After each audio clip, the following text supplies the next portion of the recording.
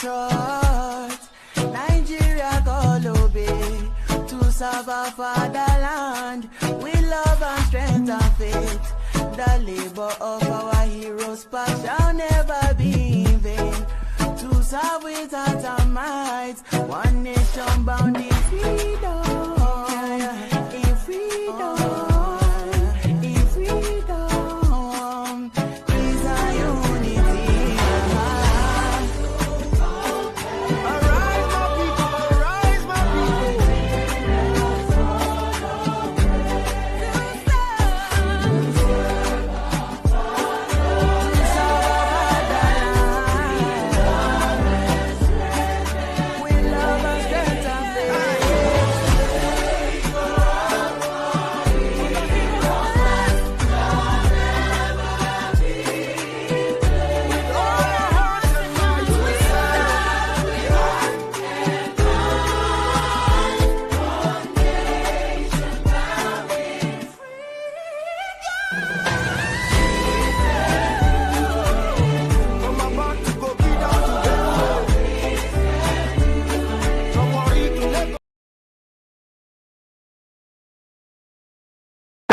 Thank you so much for watching. Thank you. Have you subscribed? Yes, you. Have you subscribed? You. Yeah, before you go, click. It's free. Click.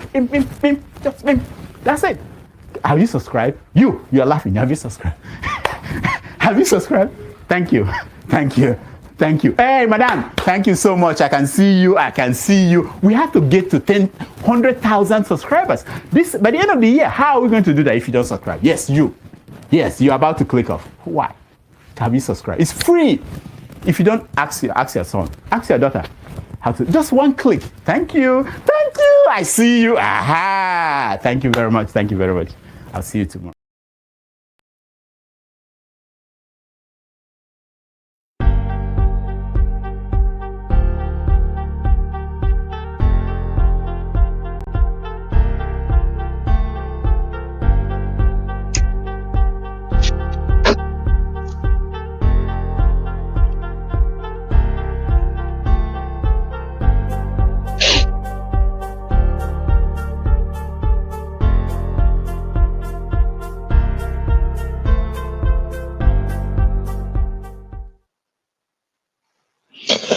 Yeah, good morning, good afternoon, good evening. It's midnight my time here. Mr. Tony, can you have your camera off, please? Thank you. It's midnight my time here. Thanks for joining. Apologies for the late start due to earlier programs that started late. So, but thanks for joining. A lot has happened this week, but before we go into it, I will give Adama the floor to give a shout out if he's there, to give a shout out to every one of you. Adama, are you there? Yes, greetings everyone. Welcome to the segment. My name is Dr. Adama. Welcome to the show. And today's segment is packed with a lot of interesting um videos, clips, something we can all learn from.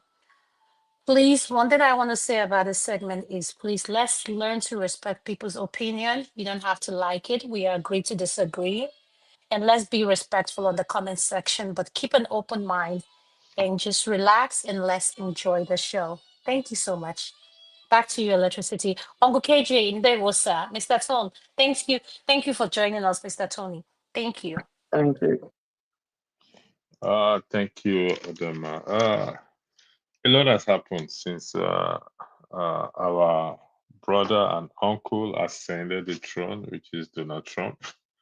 A lot has happened, and this evening we will be touching on few events that happened recently. Mr. Michael Ade, thanks for joining. You're backstage. Please could you turn off your camera? Thank you very much, and I'll bring you on the platform. Yeah, thank you very much. Could you kindly turn off your camera, please? Okay. If you hear me, Mr. Michael Ade, could you please kindly turn off your camera so I can bring you in to the platform? So, the first thing we were gonna talk about here is this does the Donald Trump Mike Pompeo suspended, I mean, directive suspended foreign aids except for Egypt and Israel and other countries. Foreign aid have been stopped. So that begs the question: Nigeria equally receive foreign aid as well too, but do we need this foreign aid given to how blessed we are? Beside that, how we mismanage our resources. I'll start with you, Mr. Tony. Okay, then I'll go to KJ. Well, that's a difficult one. Do we need foreign aid? Well, do we need aid? Yes, every country needs aid. But the underlying word here is foreign. Do we need foreign aid? Um, well, my question will be, how foreign is the aid? Where is it coming from? What are the conditions that are attached to it? What do we want to do? Have a clear perspective of a vision of what we want to use the aid for. Nigeria borrowed about 80. Well, I've forgotten the figure, in 1964 to build the Kainji Dam from the World Bank. I think it's 800 million or something like that. Eventually, the dam was built. Nigeria spent more than that to build it. But you could see a dam, you could see the vision, because you needed electricity to be able to drive development in the country. And from what we read, it was properly invested, and we can see the gains that we have had. Kanji Dam has still remained, supplying power, not to Nigeria alone, to Niger, to Togo, to parts of Togo as well. So yes, if the aid is designed for something that a capital project that will impact positively in the lives of the people, yes. But if you are taking foreign aid, instead of putting it in capital expenditure, you put in recurrent expenditure, like paying salaries, like buying cars for ministers and stuff like that, something that is not going to really generate really concrete benefits, then that's where the problem is. And then if you are taking aid that are not accountable, and the interests or the conditions tied to it for repayment and so on and so forth are strangulating, then that's another problem. And three, if you are taking foreign aid, you must have worked out the capacity. You must have made some projection as to how you are going to pay it, where you are going to find the revenue. It means you have to, the money to pay. It means that you have to invest it in very productive ventures that will generate money, so that, just like when you go and use your credit card to take a loan, so there must be capacity to pay, because you're going to be paying interest, and then apart from the interest, you still have the capital to pay. Okay, so, and if you default, that's a problem. So those are the things you have to factor in. What do I want to do with it? What will be the benefit? Do I have the capacity to pay? What's your projection when you will pay, and all that is factored in. So if once you have a clear, every country borrows. So once you have a clear perspective of what you want to do with it, and the vision is okay, I think there's nothing wrong, in my opinion, with All right. that. Yes. Thank you very much. Adama, are you there? Yes. Okay. Uh, you're very much familiar with the resources and how we've mismanaged our resources.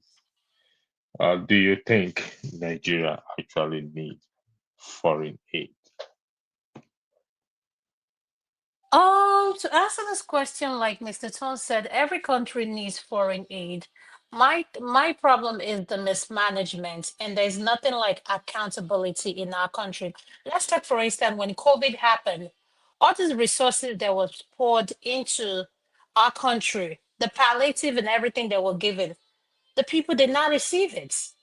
So I am happy he's holding back the aid. Um, yes, Mr. Tone is right. We need aid, but I think we need to start. Why can't we figure out our own stuff? That's my biggest problem with us, Nigeria. Why can't we figure out our own problem? Must we live on aid alone? I mean, that's all I have to say because I just don't want to lose it and go on and on. That's all I have to say. Thank you. Thank you very much. Mr. Michael Ade, are you there, please? If you're there, can Yes, you unmute yourself? Thanks for joining Pastor. Yes, I'm here. joining this platform. Thank Yes, you so much for having me on your platform. I Mr. know, Mike, thank you so much for joining us. It's so good I to know. see you. Adama, yes, I really appreciate you because when I was on the other side of the show, and I always try to chime in if time possible. So I'm glad I chime in you here today. Yes, What sir. Thank you, sir. with your topic today, or what we need to discuss about, in my own opinion, and in perspective of being in Nigeria, lived there for some time. I mean, I came here when I was in my 20s. I think when we look at this 48s coming to Africa, a lot of times the aids are tied to something the other part of the world we gain from it, not solely for the country they're giving aids to. This is what I want us to understand. You will see many aids that are coming to, especially the developing countries. They are given with some conditions that at the end it's not benefiting the people that's supposed to goes to. Is at the end of it is going to turn around to benefit those that is giving it out as a foreign aid. Because I've studied a lot, I've been following all the foreign aids that's been given to Africa all the time. It does not benefit us in terms of development because this money is not used for us to develop ourselves. And then you can see in terms of it, even into this aspect of our educational system, we have most intelligent people in Nigeria today, and we are all spread all over the world. And I don't know, sometimes when I look back, wow, with all this technology, with all our intelligence that we have acquired, we are not able to produce anything.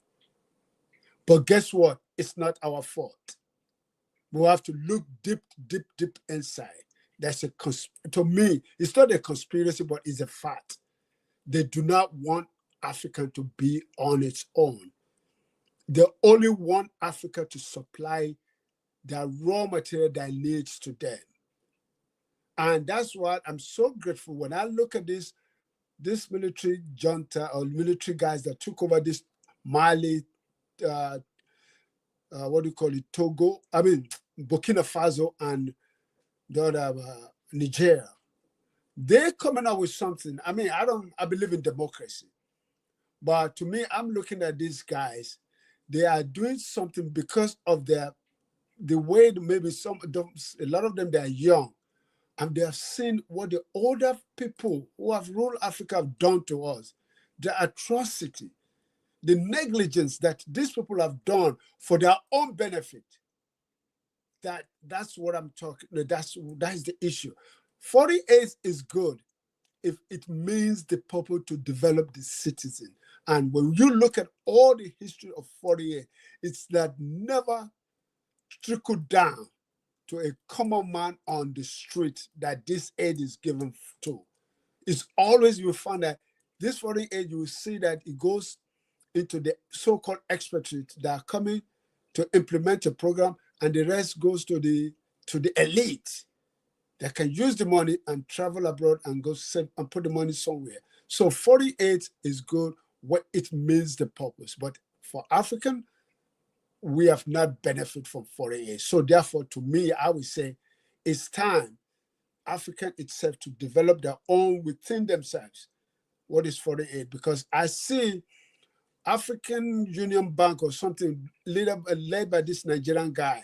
They are doing something now that African countries don't need to go to IMF and other world this thing to get loan.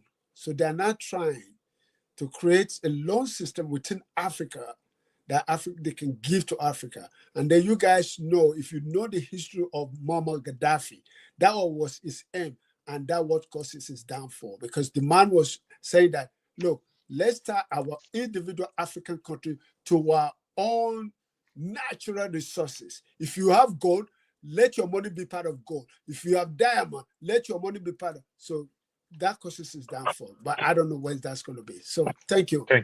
Thank you very much for your input. I really picked on one thing you said is they give you one thing with the right hand and they collect another thing back with the left hand. KJ, I don't know if you're still there. If you're there, can you unmute? And thank you very much. Good evening and welcome. Good evening, everyone. Thank you all for staying. Yeah, you have been in the system as a yes, journalist. I can speak with some level of knowing what goes on behind the scene. The truth is that all these foreign aids are tied to something. They either want you to do certain things that will benefit their own land, or they want you to do something that will be a promotion of one of their values that may not necessarily be your value. But the worst of those aids is the one that they give you 20 naira, and within your own country, they collect 80 naira.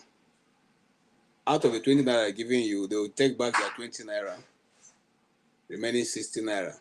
Then out of the 60 naira remaining, they will use 20 naira to plow back in your country, and they take away 40 naira back to their headquarters. Of course, you know that the headquarters is not in your country. And they even are doing this, they still bring their friends and cronies and employ them as expatriates who collect the huge monies and run the organization in accordance with what they want to do. Now, there's a Nigerian law that says that when such organization comes in, the management staff must be Nigerians. But you see, those laws are not followed.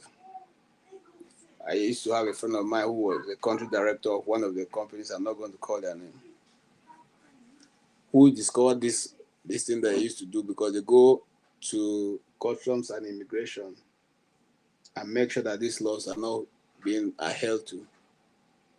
And she took it up with them. That was the end of working for NGOs till today as I talk to you. Because when she took it up with them, the then Minister of Internal Affairs was Ngige. And before these things, even though she took a lawyer, so when you could come and relax. Sorry. Before they were able to, they got a lawyer, these people moved ahead of, because they're very powerful and they have a lot of money. They moved ahead of her, got to the top echelons of customs and immigration, and indeed then also the minister's office.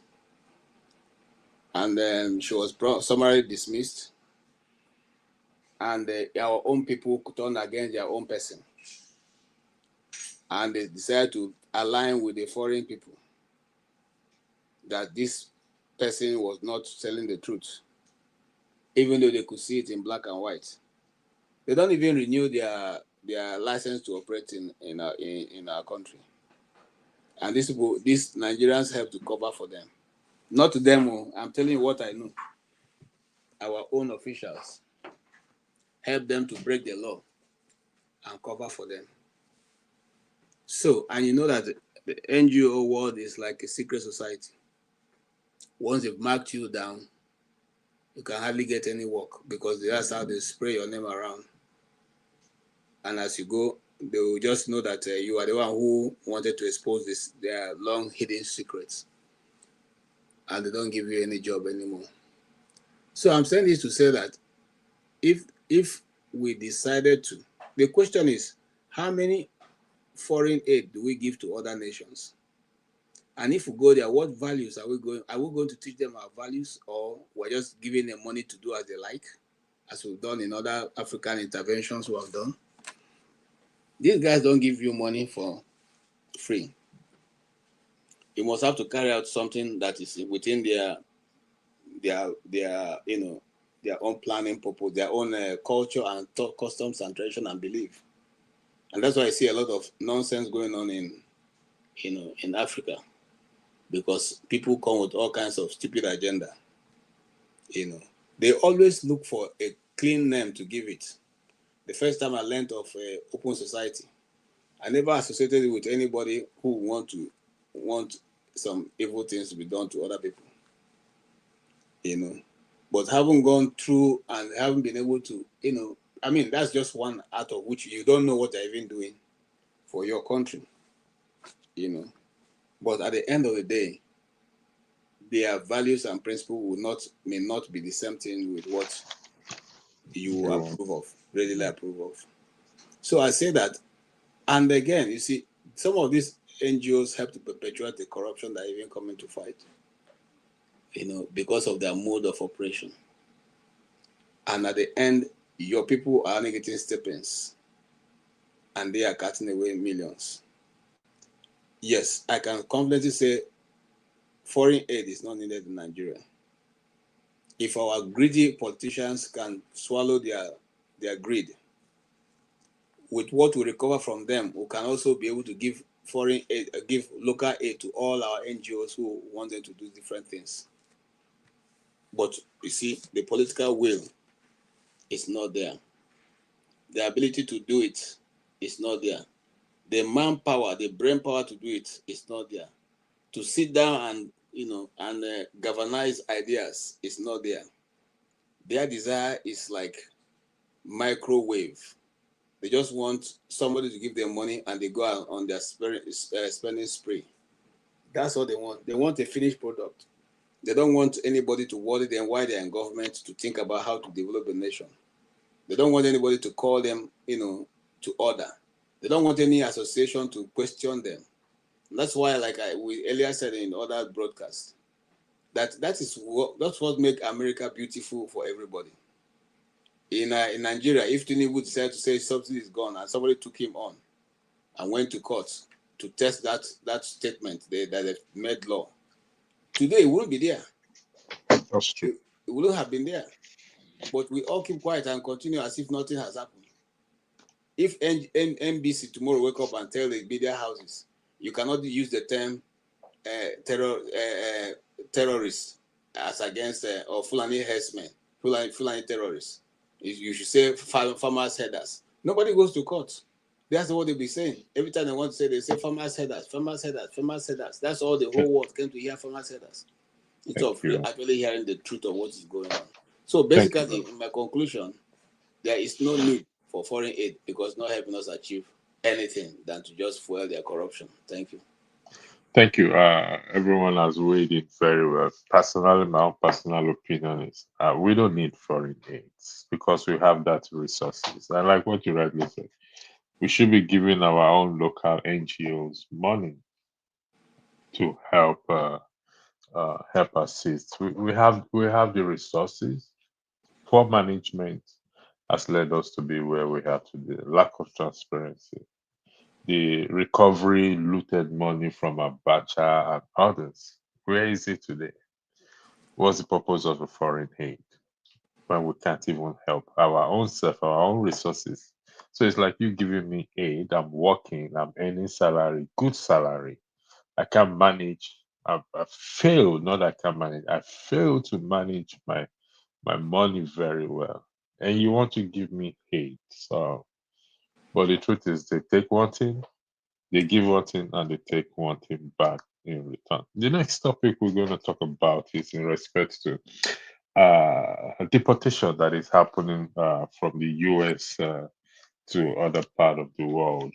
In some other countries like India have volunteered to take their illegal citizens back home. And so the question before us here is, should Nigerian president volunteer to bring Nigerians illegal immigrant home? I'll start with you, Adama, this time around, if you're there. Should Nigerian president volunteer to bring Nigerians illegal immigrant home, if you're there? Well, this is one thing I will say. Thank you for starting with me.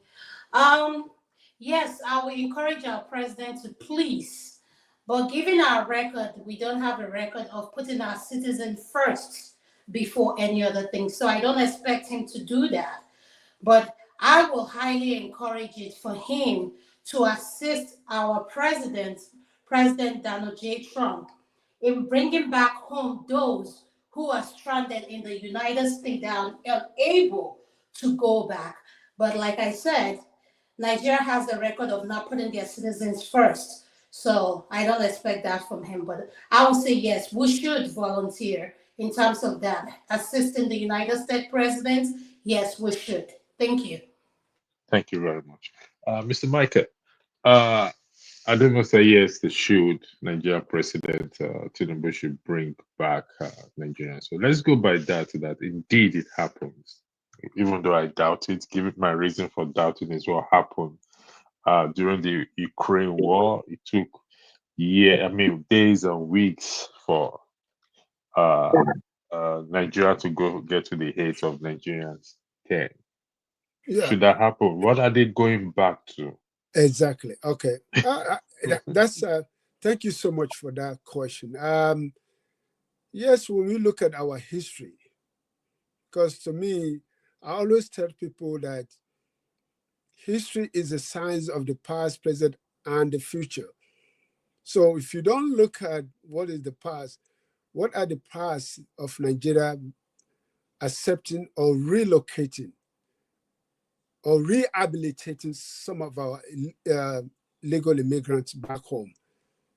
Because when you look at the situation in Nigeria today, is those people who are in Nigeria today, what have they provided them? Nigeria has no social backup that anybody can fall to. That's why you find that we strive. Our attitude, our mentality is to survive, because that's only our inclination in this planet world. Because guess what? Our government does not provide anything for as a social support. So for me, it's like I'm appealing to whoever is in charge of the government, especially what do you call it, the special Debira Erewa, or what's her name, that is in charge of foreign district. They need to start Is it not Dabiri? I think so. something like that. Yeah, something like that. she has come up with a lot of positive mood. And lately, when you see some situation with the Ukraine, she makes some positive move in the sense that they were able to get some Nigerians back home, and the thing that to me, what I'm glad we bring this subject up, and I know if everybody will agree with me, and those who are listening now, we have some kind of selfish inclination in us that is me alone. Because some of the time when you look at American system, you find that the NGO or non-government or charity organization step up and do a lot of things.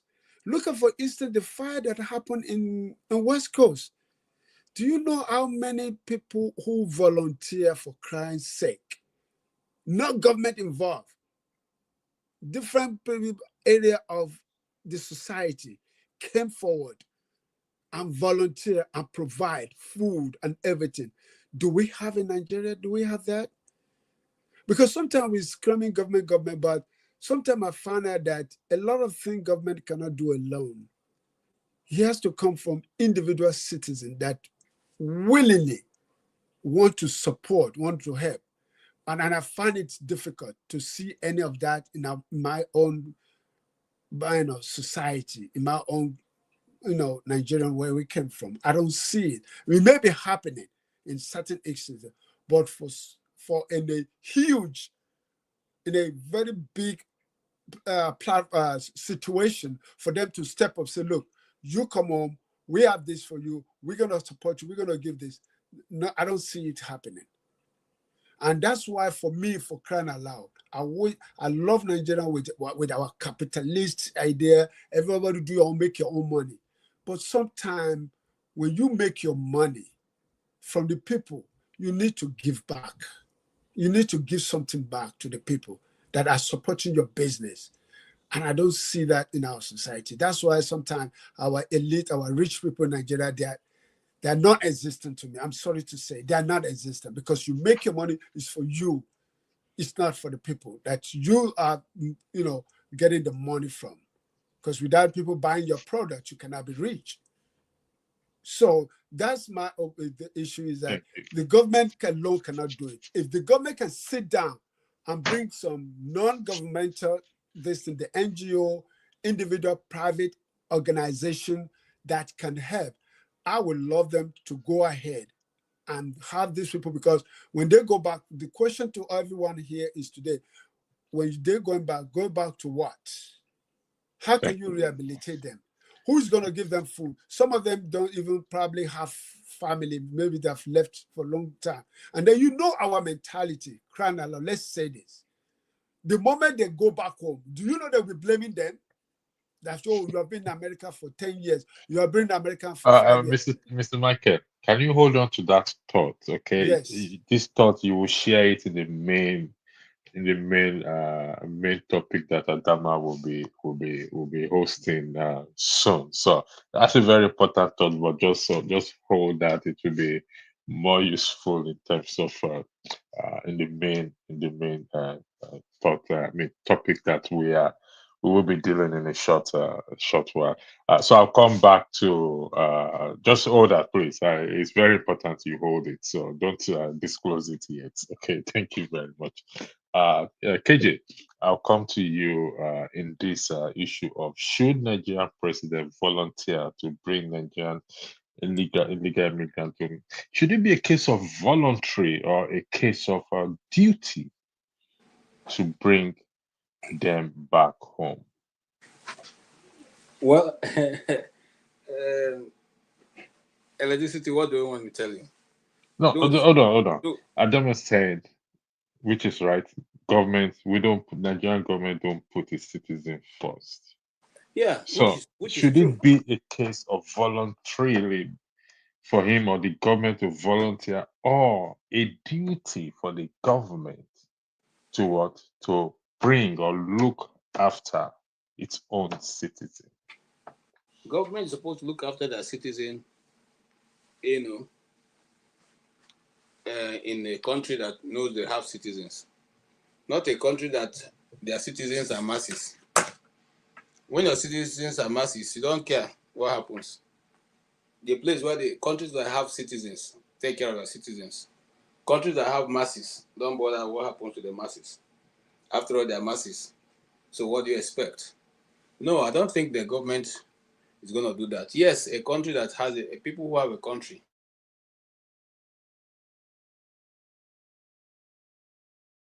Are you there, KJ? We lost you. I'm not hearing you again. Okay. I think we lost KJ. When he comes back, I'll go back to him. But other nations would even try to defend you. But we enjoy when we accuse our people, and that's why the new ambassador to Finland can tell Bola Ahmed Tinubu that his citizen was stopping them from having diplomatic relationship, and he will thank her for saying that. Please, anybody should quote me. Go and look through the records of the world countries in the world. Has anybody ever done that? Who has gone to present letter of credence? That you tell the person you are going to present a letter of credence because of your citizen that we could not go ahead with this, and he will thank you for doing what? For holding on to their citizen. It's a crazy place, I'm telling you guys. It's a crazy place. Sometimes you wonder whether the people even understand what it is to lead. As I am here, if you come and hold my son or my child for something that is wrong, I'm not going to side with you. No, I will first retrieve my child. I will also rebuke you for not, and then I will deal with my child one-on-one in my house. That is supposed to be how Africa works. But today we have leaders who they are only after themselves and how good they look in the public, not after whether they are living up to the dictates, the reason why the people voted them. No, it is all about them. And that's it. That's what I would say. Thank you. Thank you very much. Mr. Obi, welcome to the platform. Before I come to you, I'll go to Mr. Tony. Mr. Tony, Sorry, can I you, just add something? yeah, go AB, ahead. I don't know who AB is. If I don't know why I'm asking that question, what are they doing with terror? Do the Americans support terrorists? Or do you think if an American is a terrorist in Nigeria, they will ask the Nigerian government to arrest them? You think so? I beg, make you do your research too before you come to this panel, because we also we don't just get up and talk. We do our research before we come. Thank you. Thank you very much. Mr. Tony, your take on this issue of should Nigerian president volunteer to bring Nigerians illegal immigrant home? Well, if you look at the history of the Nigerian government in terms of its intervention in things like that, it doesn't have a very good record. Whether it's South Africa, whether it's Ukraine, or even within the West African sub-region. Right now, as we speak, um, Nigerians in Mozambique are experiencing great difficulty because of following the election. Their property shops are being looted. A couple of them have been killed. I have been looking, for news to see whether there's something the government is doing. I haven't heard. So that's a big challenge. We doesn't have that history until everything goes to the social media before they are not proactive. I would think that now that we are beginning to get feelers of what Donald Trump intends to do, that just like India, we will be proactive, begin to send out feelers, information. For instance, the Nigerian embassy, whether it's New York, whether it's DC or Atlanta, those consulates, they should be sending out information asking Nigerians who are not properly documented to come to the embassy and write down their names and so on, so that if there's something, first of all, you need to know the number. India knows the number of people who are undocumented. So you know how many people you're dealing with. You have a figure, statistics that you can work with. And then with that, you can even work, not just bringing them down to Nigeria, but what you're going to do thereafter when you bring them to Nigeria. But we don't have a good history. Even the IDP people, people who are internally displaced people in Nigeria, we'll see how they are treated. But I think that a government that is there for its people must be worried with this new policy in America and should, be looking for ways, to intervene and get them to and see how they can help these people, not just to bring them back to Nigeria, but also to some people will not be willing though, but not just to bring them back to Nigeria, not wait for them to be deported because the experience is harrowing sometimes. But getting them organized and getting them to come back, and then from there they're going to send them to their various states, and then the states can deal with the fallout. That would be proper. But I should they do it? I think they should be thinking about it. But are they likely to do it? I don't think we have that that character and that history.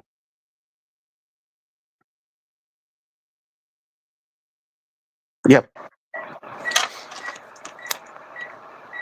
Yes, thank you, Mr. Tony, for that. Mr. Obi, thank you for joining. Your presence here is highly appreciated. So, what is your take on this issue? Mr. Tony said something very important. There are people in IDP looking for aids, and so when this, let's say, truly they're brought home, Would they be taken to IDP, or would they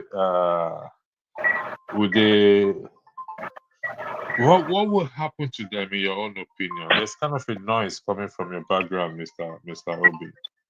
Is that me? Yes, I think so. You can hear a noise in my background. Yeah. I'm actually in an enclosure room. Let me see. Everybody's muted. Okay, go ahead anyway.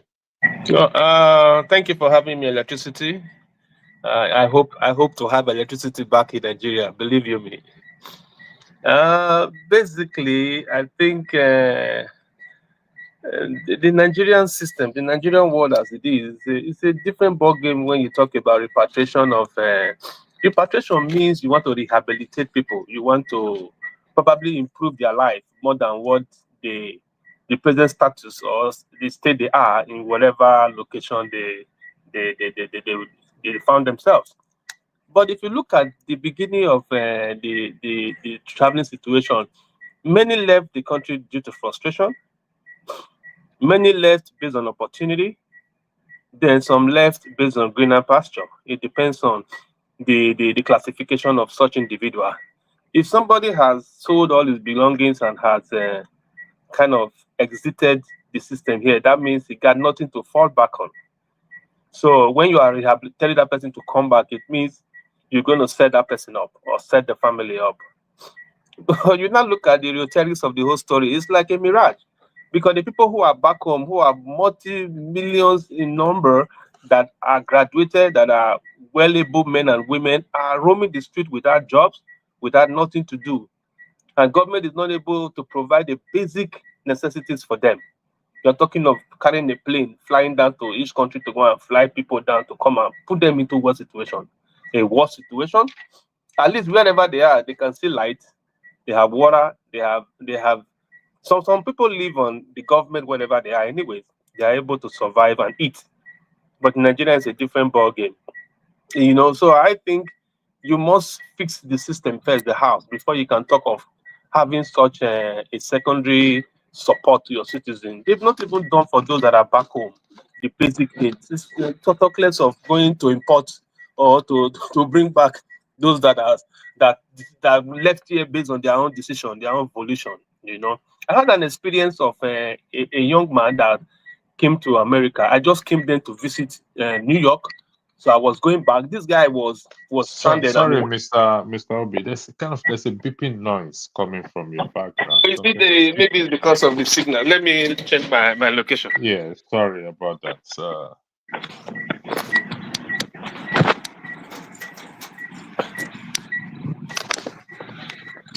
Is it better? Yeah. There's a noise coming at the background. Is it me or am I just hearing things? No, not you. It's from Mr. Tony. Mr. Obi. So he has moved location, so it's much better now. Go ahead, sir. Is it better now? Yeah, much better. Go ahead. Okay. So that's exactly what it is. I had an experience from your discussion before about an NGO program that was happening. We graduated from Uniben, me and my friends. And there was this guy that came with an NGO. So he was to employ my friend. So he got into the job anyway, while we're trying to get off a better situation.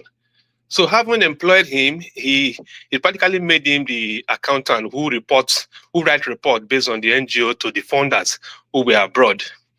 So this man will tell my guy to write down that he earns 250,000 naira.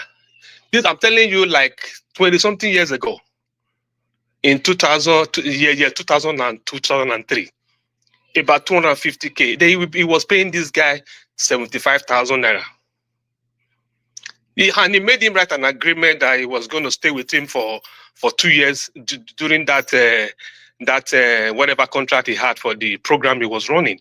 So the guy had no job, so he was stranded, so he had to write that agreement and enter the system. He now found out that he was signing a payroll of 250K.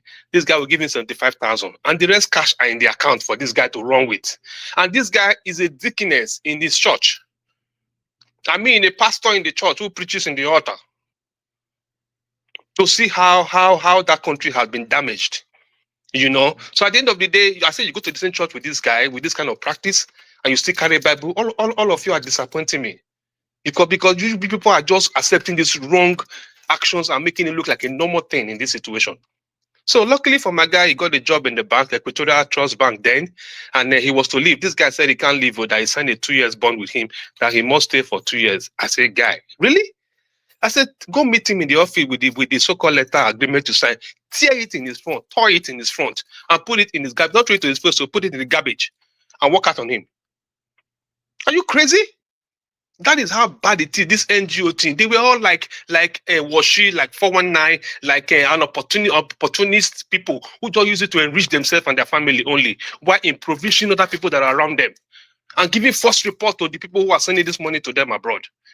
That apart. Then you cut in of Nigerian system, a system that cannot provide light, cannot provide food, that cannot run a system to go and export people down. When people were stranded in was it not which country that they were fighting war? Was it not this guy that owns the airline that went to carry people? Government of Nigeria couldn't even do nothing. They were all talking up and down. They couldn't carry any action. It was an ordinary Nigerian that went there with his aircraft to evacuate Nigerians. So we're talking about bringing people back to come and settle them back home. I think it's just another way to to say the impossible, because there's no home to settle back in the first place. It doesn't exist. Thank you. Before I hand over to Adam, I will go to the comedy section. I will give you 1 or 2 minutes each to just weigh in on this comedy video we're about to watch. So just give me 1 second. Let me call it up, and we watch it, and we just enjoy it. We just laugh. I mean, it's for laugh to purposes. So I think this is it here. Share and play. And musician Jamilu Majia, who has been a staunch supporter of the United States president, organized a party in celebration of the inauguration. Majia posted the video of the event on TikTok with a caption, "Congratulations, Mr. President." Let's take a look.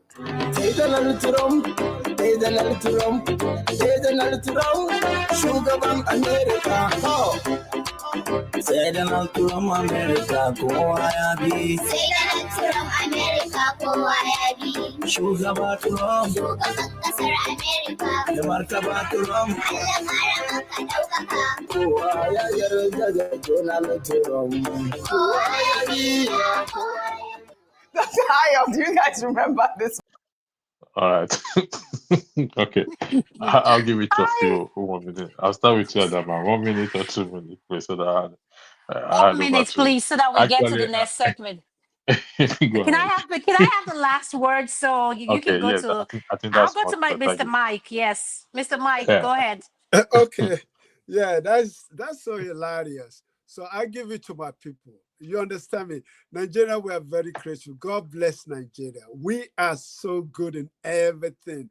Can you guys follow up with the recently drama? This what do you call it? Is it this gentleman that went to Kemi Badenoch, so this thing, and give out the shoe, give out the watch and the shoe back. Say, look, you said the police took your shoe and your watch.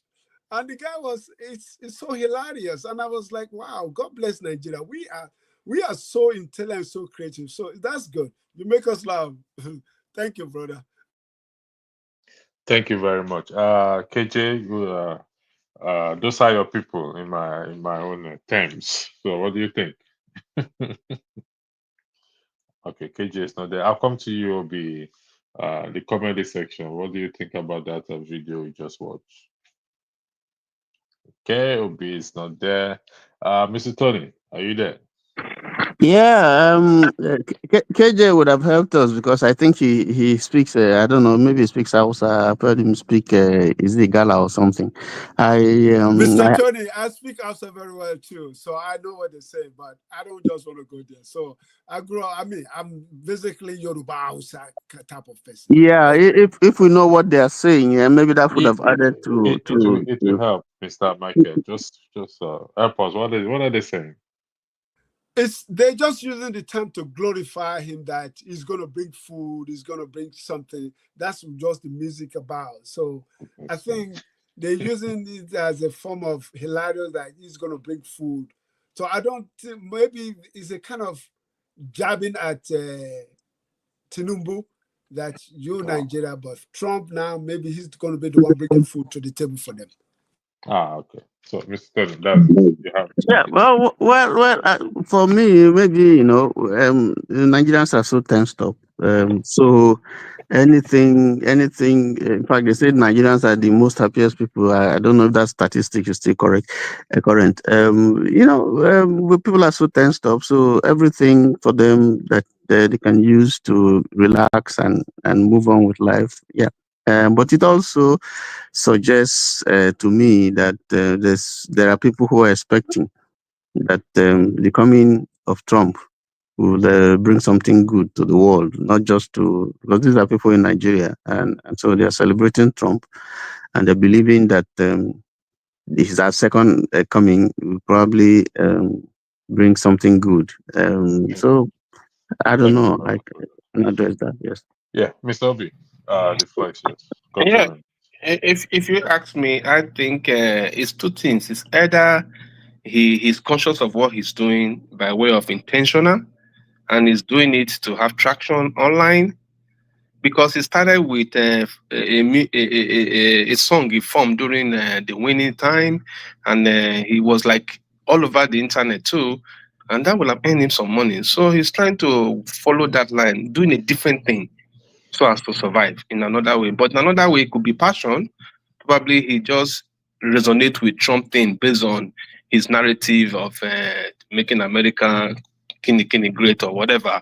It's just two things. I'm just thinking that he's taking traction online and he's trying to, recover some money to buy gas and drive around town, or or he's just being drunk about Trump. That's it. Thank you very much. Adama, the floor is all yours. Thank you. Thank you. My comment on that is wow. The Nigeria unu zuokwenu n'ike. Our priorities are messed up. What is that all about? I mean, look at Kano. I mean, wherever state he's from, there's so many things he could speak about the state he's from. Electricity, please, let's go to the main topic. Thank you so much, sir.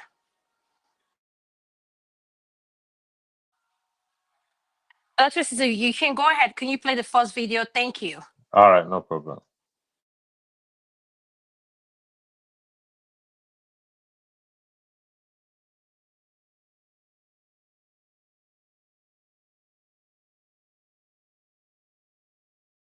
Everyone, because I feel like I'm a disappointment to my late dad. I feel like I'm a disappointment to my mom.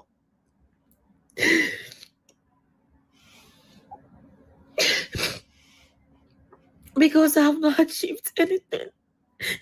And I don't even know where to start from if I go back home. So that's it.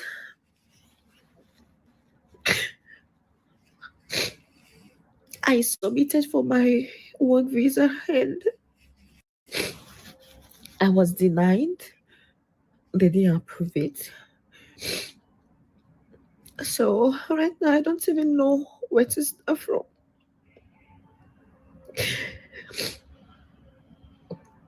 Life is hard.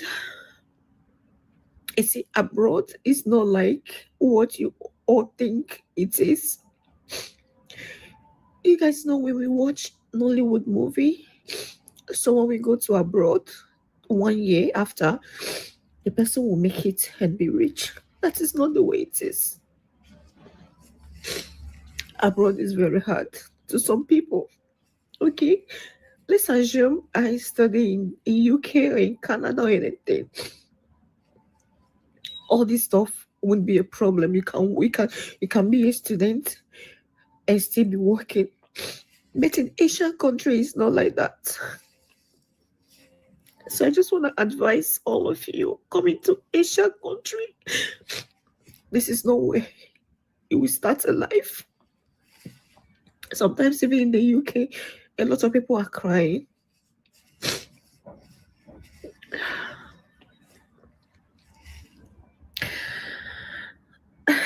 I don't know what else to say. Well, Maybe this is how God wants it. But my last word or my advice to everyone out there is, instead of you to be illegal in a strange land that is not your country, instead of you to be in a particular country, when you see police car coming, you'll be running because you do not have documents, because you do not have visa. It's better you go back home and have rest of mind. It's better you go back home and start all over again.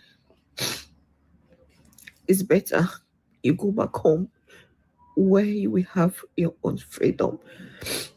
This is all I have to say.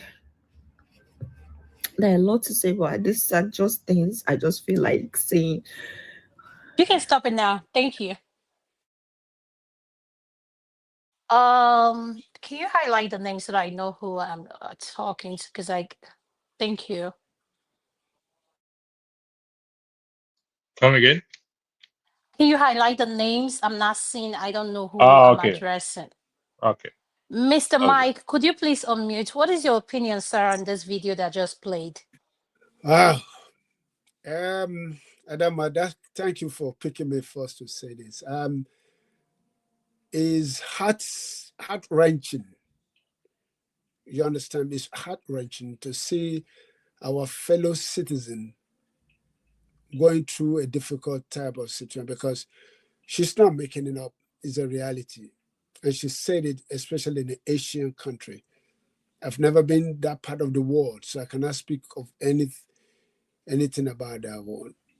But I live here in America. But I can say clearly, concur or agree to a lot of things she has said. Because either we like it or not, a lot of us came on a different level, on a different platform to this country that I'm in today. I'm a citizen here. But I can see the crisis that she's going through. I've had a little bit of it before I got, by the grace of God, I got to who I am today and I got myself situated. I mean, it's difficult. And I'm telling you, the part irony of our country or our society, if this lady go back, they would be blaming her. Instead of giving her a red carpet welcome back home, that you've come back home. We're here to support you. We're here to help you. I don't think they will receive it. She will receive it, especially from immediate family. Because already they're thinking she's in abroad. They have all opened their hands, waiting for that handout, waiting for that. Because I don't know, because it looks like we so much kind of have the mentality of entitlement. If you live in abroad, you live in a foreign land, they are entitled for something from you, either you like it or not, and not knowing how hard it is for you to survive, not knowing your circumstances, not willing to understand the situation you're in over here.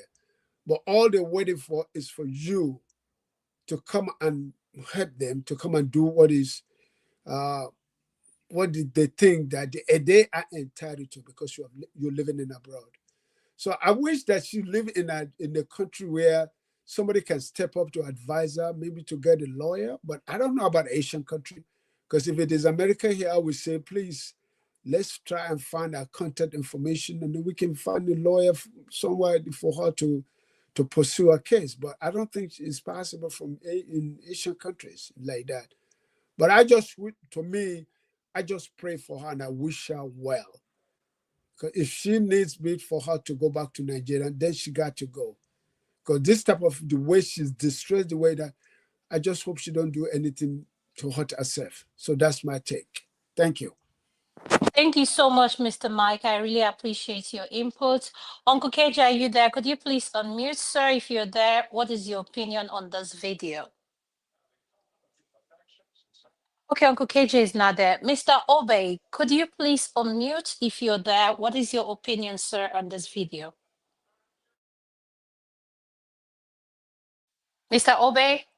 Hello, yeah. I'm trying to change my location to reduce the noise. Okay. You know, I'm always on the run. No problem, sir. Thank you for joining us while you're on the run. Yeah. So what It's is this your, did you thing. watch the video? What is your I opinion did. on the, I did though, but left for me, I think the information is not complete that she's providing, and I am not too conversant with the Asia society as it were. You know, many people left Nigeria or left their semi-comfort zone to explore the outside world without visibility study, without getting the facts, you know, before they embarked on journey. So probably the way her notion about traveling was that you need 12 months to arrive, you know, those kind of mindsets, you know, came in and made a different situation. I want to bust a bubble. Even in the United States here, many have jetted home back too, or have been in the same frustration. I was privy to be in a meeting with one who was ready to go back to Nigeria. I think his own is a problem. You know, he came in, he had a place to stay. He was driving. They call it taxi in New York. This taxi that is not Uber. It's not this taxi they drive like our yellow taxi. You know, but just to run a street within Queens and Brooklyn. There, he was running it. You know, he was surviving and all that. Before Yeah, you know Mr. it, B, is that the green car? Is it the green this one? one is not a green card. It's always in colored, but they Oh, they run a particular street in Brooklyn there. and it's not Gypsy. Oh, yeah, I see. It's Gypsy. They run Yeah, the flat. They run but, Church go ahead. Avenue, and the yes. So Flatbush. so they just run a short journey just like that, to and fro like that, and they make money. Those are where some of them hiding. He was able to get an ID card, which was New York kind of ID without documentation. So he was running.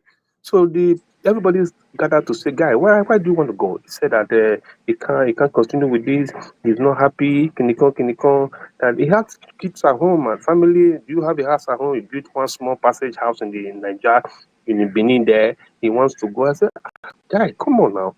But you can survive this, you know. But one thing is that these guys are stark illiterate, educated. They don't have a background preparation for what the outside world has to offer. If you're in America, you are illiterate, you're fucked. Sorry for my language. You are a mess. If you want to barb hair, you must go to school and learn something and pass an exam before you can barb hair. So it's not made for you. That society is not made for you, basically, because you're going to suffer a lot to cope.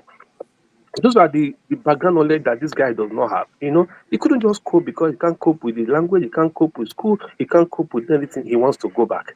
I said, guy, if you go back, now what do you want to do when you go back? He was just frustrated. Do you know that we had to go and put him in the plane so that he will not go and kill himself? And he went back home. More frustration over there anyway. But the guys there, the brother had to let him go because he did, after spending money to bring him here, he's trying to keep this narrative. He was disappointed, and he felt if he would have helped another person, probably he would have got more value.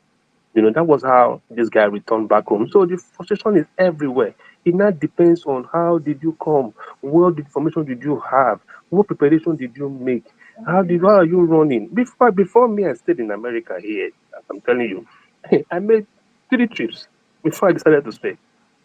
Probably I was one of the opportunists anyway. I was opportune to have money to buy tickets, to run up and down, to have visibility study, to decide whether it is what I want to do or not. You know, but after they decided to stay back, I had a sweet flow because I already know exactly what the place will offer me. You know, I never had to struggle because I understood that I was living in a semi-comfort zone to a place I don't know nobody. I got to start from the beginning. You know, when I was living in Lagos, I remember I left all my suits. I left. I know I had a driver when I was working in the bank that drives around, you know, and all that. And I came here like being the street, man. Come on. By the end of the day, today I can still employ a driver and I will run fine. By the end of the day, there was time to sacrifice. There was time to make study. There was time to understand where you are in. Our people don't do this. They just jump into the plane and want to travel and want to go and the people that own this land, most of them are suffering too now. I have them now as tenants. People I met here that were born here. They're renting my house. They're paying me rent. You know, because they've been here stupid. So, guy, when you are living where you are anywhere, well, I was in the bank anyway. I was well trained. I understand the value of money. I was still, on documentation when I had a credit rate that would buy me a house, because I understood exactly how those things work. So I clicked on it on time, and that is the way to run. People, they should get education, get right information before you board. Before I was traveling, Thank I you. had to ask all the questions in the world. I asked every question that I need to ask before I decided Thank to you. say, Pete, let's go. Okay. Thank you, sir. Uncle KJ, are you back? Yes, I'm here. Did you watch the video Andrew Yes, I played? did. What is your opinion, sir? Well, it's not going to be different from every other speaker who has spoken. The truth of the matter is that some of us didn't have any plans to come to America. The kind of job that I used to do was what warranted my movement. So, having said that, I will say this: when I eventually came to America, I have come to America many times for holidays and gone. I'd never had intention of living here. However, when you decide to make that trip, you should be able to know that you are going to start from ground zero, because you're leaving your friends, you're leaving your family, you're leaving people you know, the system you understand.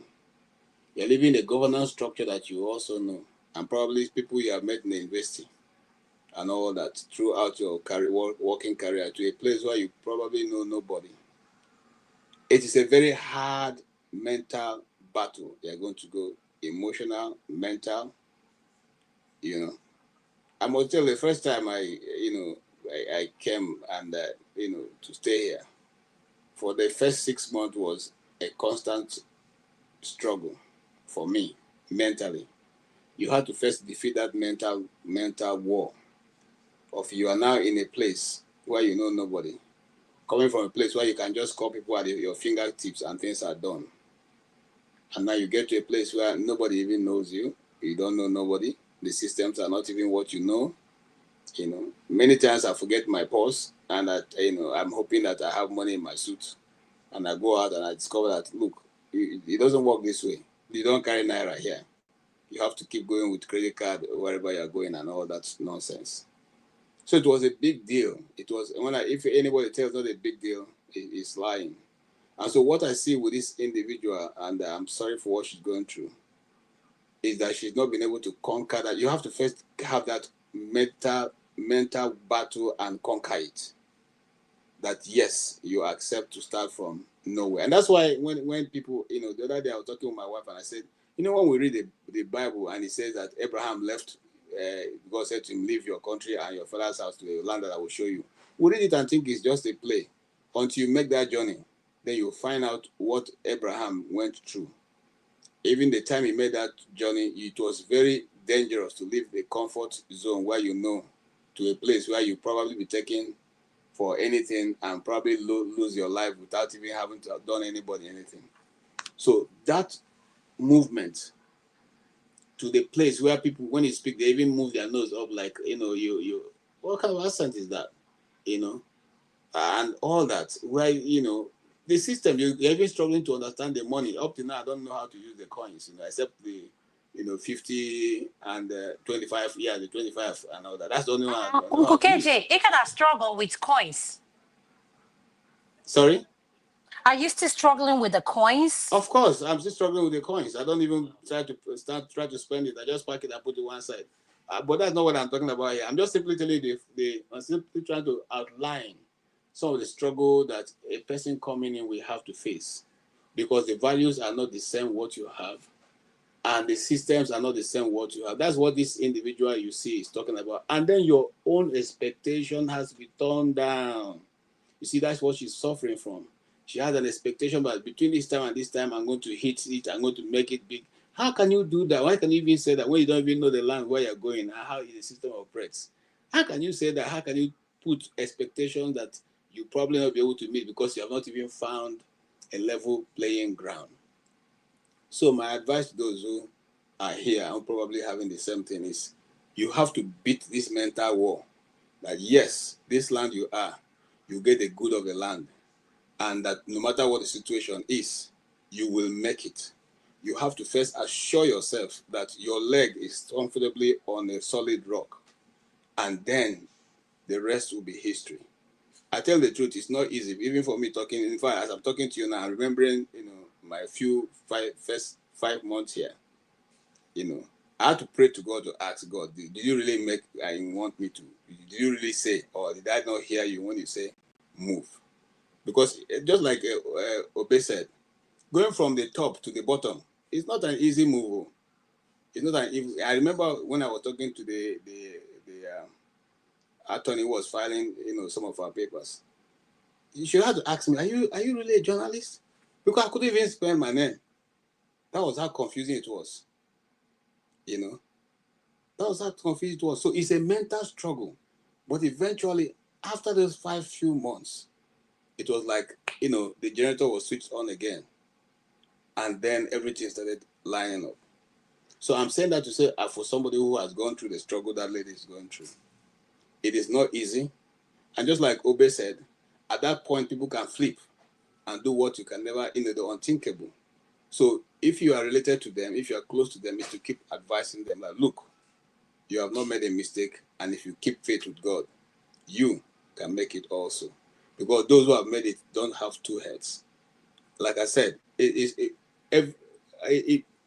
people are born differently and people face different challenges. Some is much easier for them.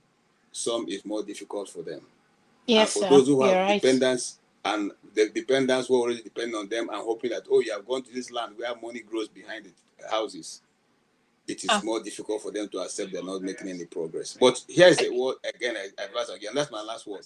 When you make the trip, give yourself 5 years before you begin to expect anything to happen to turn around for you. Thank you. Thank you so much, sir, Uncle KK, for your words of advice. Andrew, before I come to you, I want you to play the next video, then I'll ask the question. Um, I just want to say, you see, when you come from a country that's failed a citizen of their basic needs, my heart goes out to her.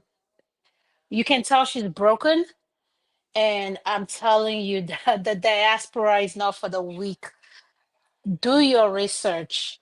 There's one thing Obe said, and I believe it's true. My dad always says school is not for everyone, but acquire a skill, something that you can be able to use to take care of yourself. Acquire a skill.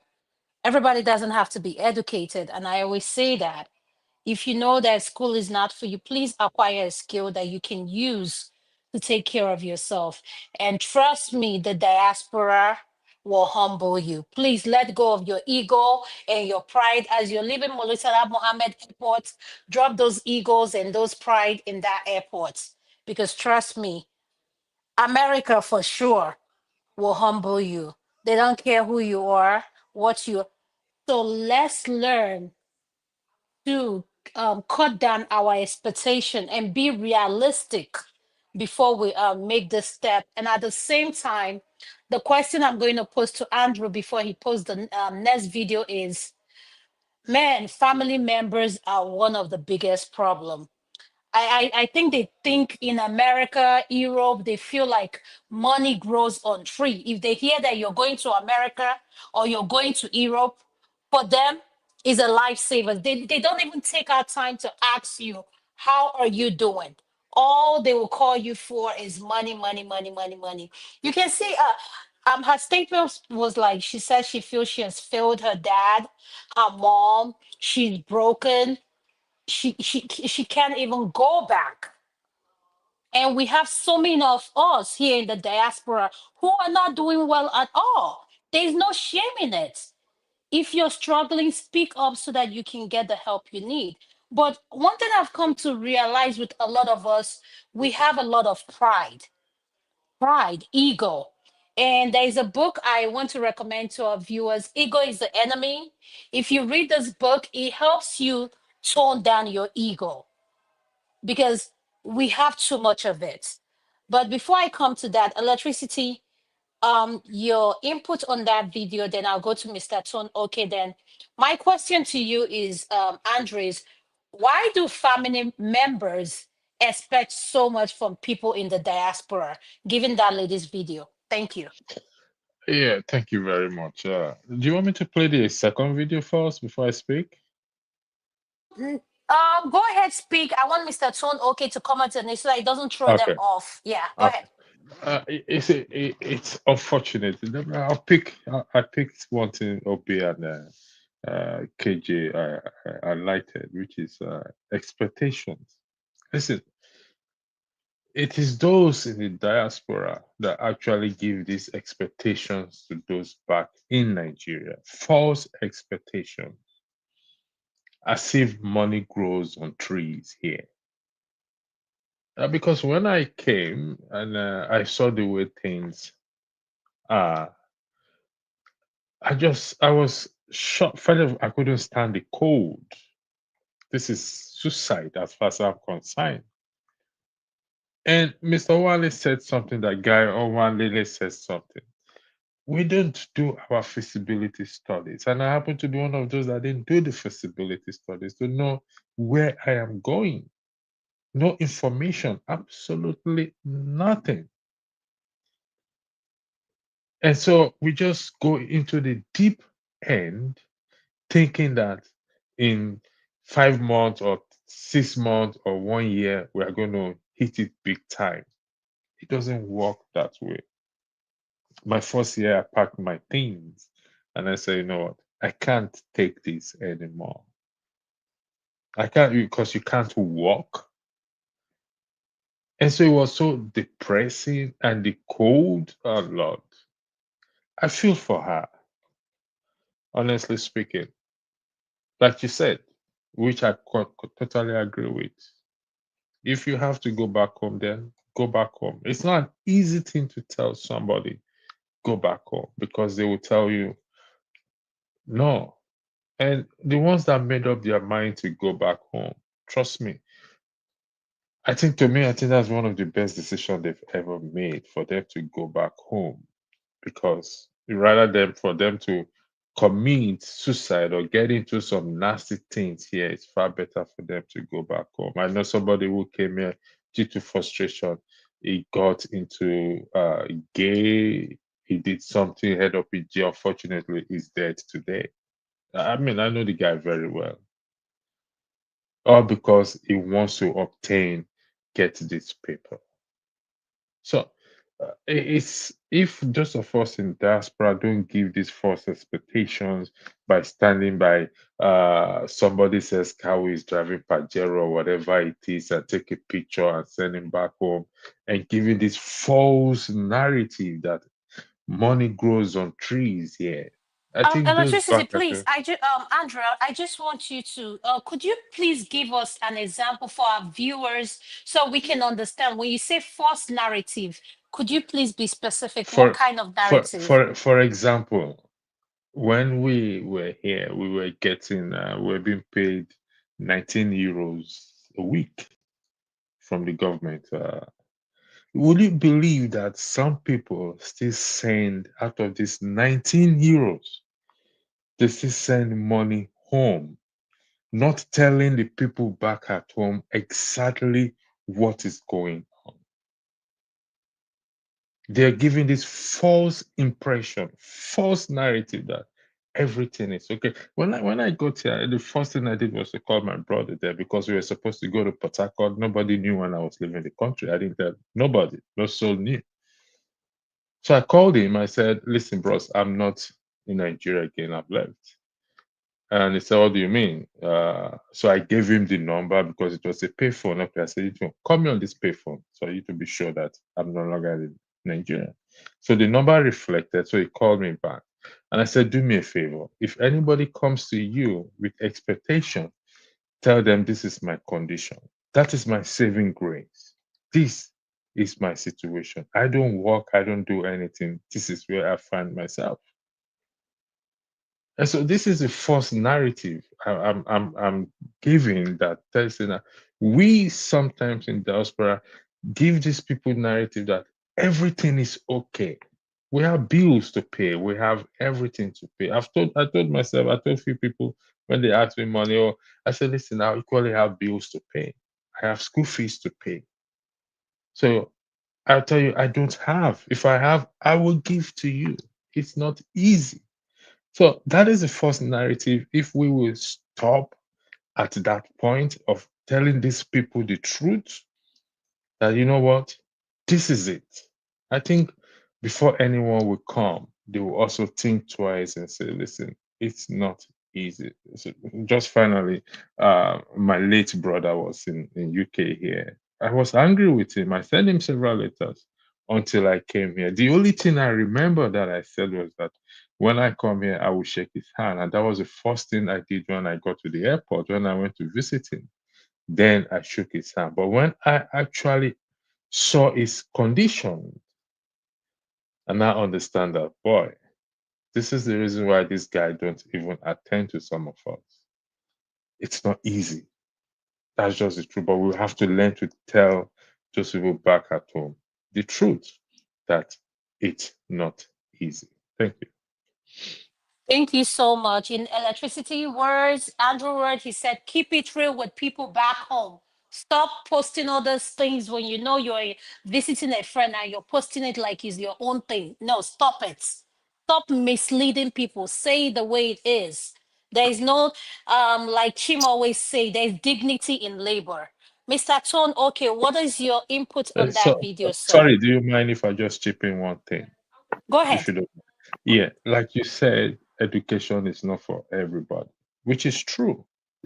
One of the basic things anyone needs before coming to this part of the world is the ability to be able to read and write in English speaking country. Because if you cannot have this basic ability to read and write, it becomes more difficult. Honestly, I have seen where we go to social welfare and these people just can't even speak English and can't read and can't, and it's so annoying when you are there with them and you have to be saying, what are you people looking for here? Anyway, thank you. Thank you. Thank you so much for chipping that in. Mr. Tone, what is your input, sir, on the video? And electricity, could you get ready to play the second video?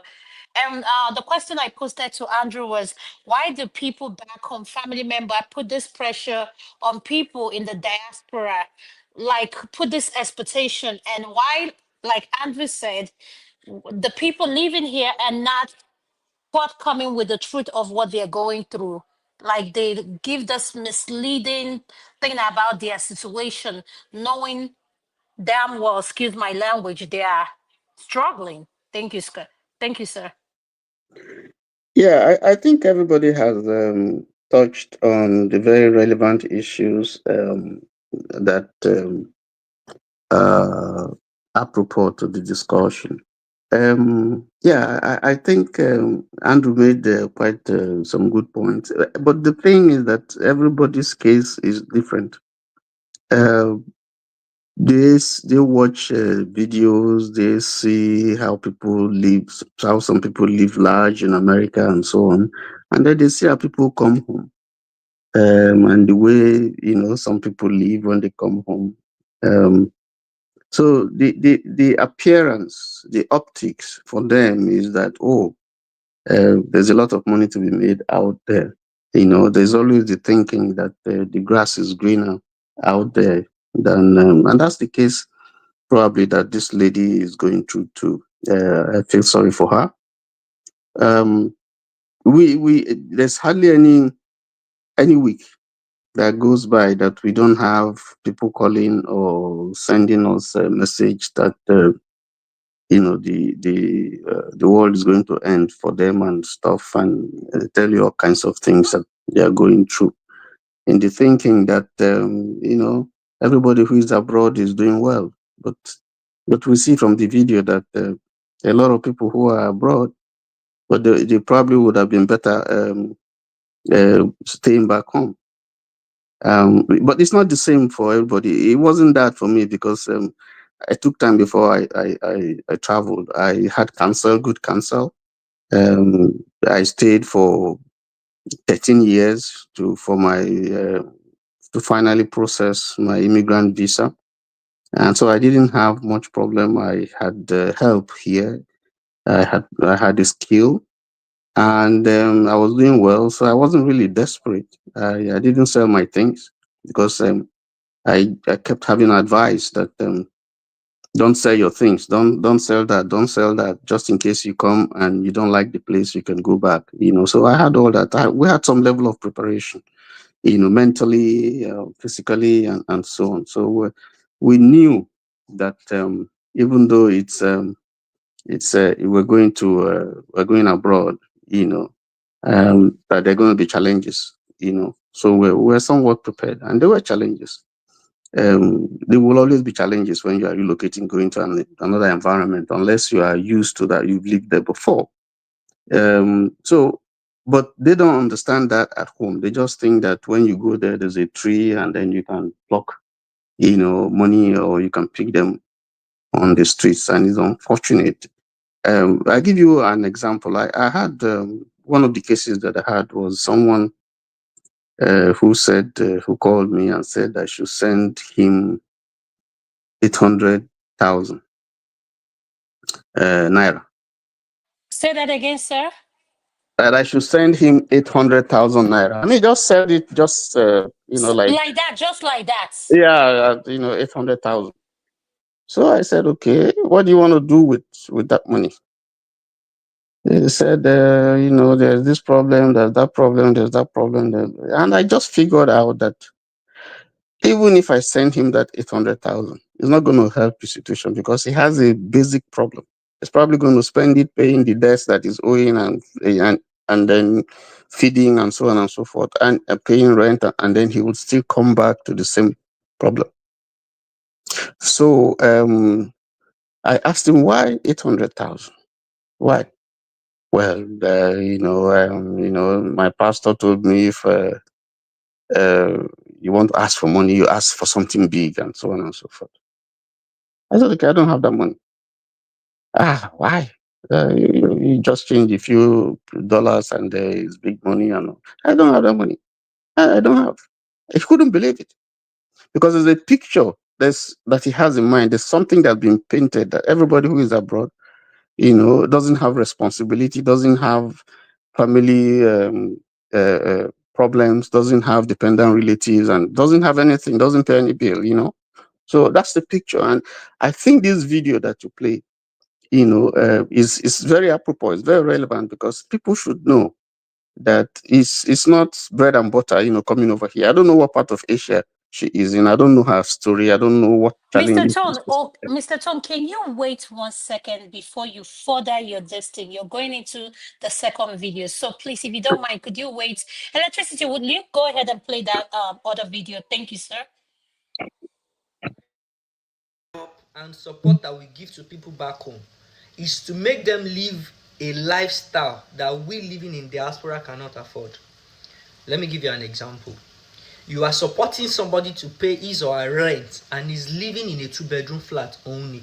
What is he doing with 2-bedroom flats? Tell me, you living in diaspora, let's say you've been in this country 2 or 3 years, is it easy to live in a 2-bedroom flat? Most people live in a shared room. Some live in a single room with a single bed. Because you cannot afford to live in 2 beds. Are you whining me? Is it that easy? They live in 2 beds. Some of them won't fit spread that shop. Some of them.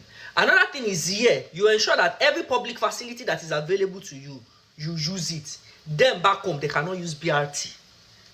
Their children cannot go to public school. They are going to bill other people. They will not take their children to public school. They'll be disturbing some other people to come and be paying some of them. Lastly, you know that if you want to give birth to a child now in this country, you and husband, we have to speak about it. Talk about Shishela raw. Night so that do you understand? They don't care. Time to if you want to go to work, you wake up 6 a.m. to catch a bus or catch a train. They can sleep by 12. Lastly, one man your boss person when don't get money suppose they pick. If you don't get money, you don't suppose they picky. Anything where they on ground make you do. Nigerians are always picky. Shey you in diaspora, are you picky? Oh, kinugbe, oh nule, oh for toilet. People in Nigeria that does not have money, that will bill other people, they are always picky. So we are helping some of the time, and we are helping them to live a lifestyle that even we can't afford to live. My food is burning. We are helping them to live a lifestyle we are not even capable of living. It's good to help your family. Me, I don't know if you are not my family, get some things maybe I know if you do for you, because I know my family's got me. Even before I came here, they've been with me. But and I still used to tell my family, my younger ones, that Alaye, do this, do this. So you cannot just bring any billing to me where over some school, make it come.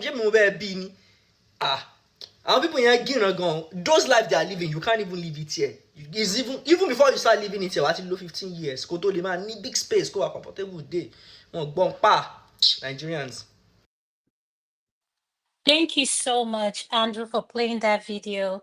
Mr. Tom, before I come back to you, this guy reminds me so much of Show. Show, this is a shout out to you for posting this video on the moderators platform. Thank you. I just want to give you that credit. He reminds me of Show in so many ways. What he said is so true, including family. And I always say this, have your like, let me wait. Mr. Tom, go ahead. Yes, I was just laughing when I was hearing that. I speak Yoruba. I was born in Yoruba land, so I Oh, understand you all were that. understanding everything he was saying, Yes, right? I understand. I understand. I just laughing. You know, let me just give you two scenarios. One quickly. I got a call from somebody. He never called me, but it's my friend on Facebook. I know him, and this is the first time he was calling me, and he said to me, she lost his wife. And I condole with her, I commiserated with him. And then he said, oh, you know, the reason why he's calling me is that he's trying to raise money to give his wife a befitting burial. He stressed it to me, befitting burial. And he's not working, but he wants to give his wife a befitting burial. So, and he mentioned some amount of money. He didn't say, send me anything, because I would send him something. But he mentioned a specific amount of money that he would want me to send him. And I said, I condole with him, but I didn't send him that money. And when I mentioned it to a friend, he had also contacted that friend saying the same thing. Then another case that I have, it's someone from my local church back home, and it has to do with school fees.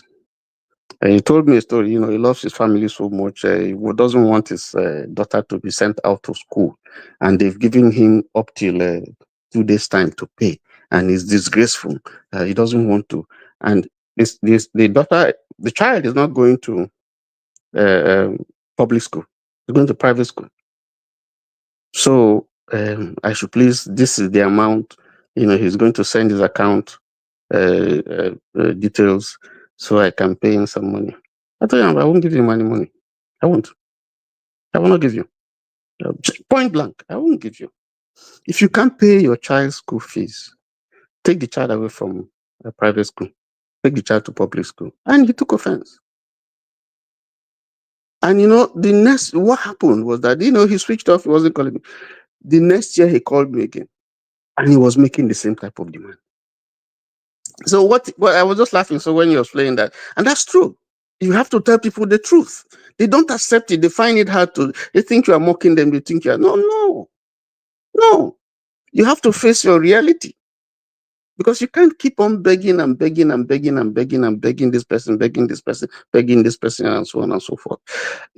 You know, some people just have. I don't blame anybody. You know, they don't plan their life. They don't plan their family. They don't plan. You know, you don't bring children in this world.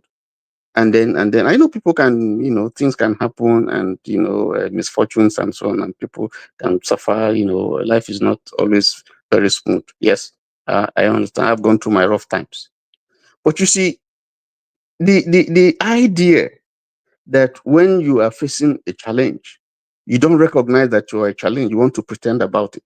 That's part of the problem. That's part of the problem. You know, you must be honest to yourself and to your family. So what are the things I'm doing that I'm not doing well? I have to cut down here, cut down here, cut down here to survive. If like you said, if I can no longer pay for, I'm living in 3-bedroom, or I'm living in Ikoyi or Victoria Island, and now something happens and so on, and then I don't have the funds. I've retired. When I was working in a bank or something, and they were paying this thing for me. Now I'm retired. My resources cannot carry living in Victoria Island. So the question is, what do I do? You can't pretend to be living there and face the harassment from the landlord and so on, and because you want to keep your social strata and all that. And so there's a problem. You have to address it. Because if you don't, your wife will leave you.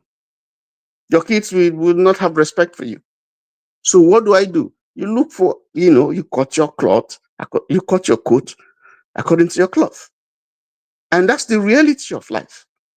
But you don't let that dampen your life and your enthusiasm and so on. You are down, you must accept that you're down, and you can't go further than that. So the next thing is to go, but you must accept your reality and know that yes, things are bad, and then we can't continue to live this kind of borrowed life. We have to be realistic, and we have to plan with the resources that we have. Thank you so much. Yes. Yeah, go ahead. So in summary, I'm just saying that they don't have the picture. Maybe like Andrew said, we don't really give them the picture of what it is here, the true picture. I came back from Nigeria. I knew that I was the last time I was there That's was 2.5. yes, it was in 2020. Okay. So we went late last year, but I knew the challenges that I was going to face. So we're ready, we're ready to deal, but you can't satisfy everybody. Thank you. Yes, but even then, you have to be realistic. You have to let people know this is the much I can do. I can do that. I can do that. I can do that. I can bring you down to America. It's not that easy. If anybody tells you that, it's not easy. So I think that's part of the problem, why they relate to us that way. Once they have that kind of understanding, I think it's better whether they believe it or not. I think that's what we have to let them know. Thank you so much, Mr. Tone. Mr. Mike, I wanted to ask you a question, sir, in regards to the video we watched. And before you respond to that, the second video of the guy saying, the life people back home live. When I see people saying, oh, I'm taking care of this person back home, I have to do this thing back home. People back home are really having a good time. They're really enjoying their life because they are not on a schedule like we are. There's a system here that the way things work. And another thing, are we, like what Andrew said, are we misleading these people when we go home? There was a comment in the chat that said, when we go home, we display. Like when we display. Now, let's be clear. Some people who display what they have can afford it. Some, but most who display cannot afford it. So let's be clear on that. People want to be like E-Money, Obi Kobana. You don't have that kind of money. So, Mr. Mike, what do we in diaspora, what do we need to start doing differently for people back home to come to this reality that things are not quite the way they think it is here in the diaspora? Oh, okay, Adama, thank you for that question. I think Mr. Andrew, Mr. Lettuce has said most, and Tony has said the critical point that we share the blame of the idea of how diaspora, how abroad looks like.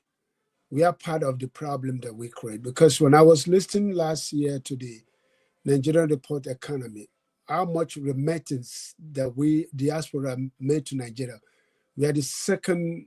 That's to Nigeria. It's like in billions of what we remittance back to Nigeria as the second thing in Nigerian economy. So you see how big is that? And when you look at it, the money that we send is not for investment, because the money that we send is to support individual habit. And I watched the video, the last video, is very hilarious, and it's a fact that the gentleman speaks to, because I'm Yoruba. I understand deep exactly what he's saying, because we are part of it. Because when we come here, we show that we have arrived. We have accomplished this and accomplished that, which in a lot of times, many people think abroad is that way. And then again, when you look at it too, like here in America, American foreign policies, portray America itself as a big brother. So a lot of people sitting back in that it's not here, when they see American or Europe, they think it's all bed and roses. Everything is being made and everything is easy to achieve, not realizing the competitive edge, the hard work you have to put in. Like you said, Nigeria is, when I go sometimes, like we're a part of it, because when we go to Nigeria, we like to display to them that I've got it. I'm like this, not knowing that it's not easy. Because I give myself an example that I was corporate of it. I was part of it, because when I went to bury my dad, who was 94, I have to bear the whole expenses of everything, not knowing that.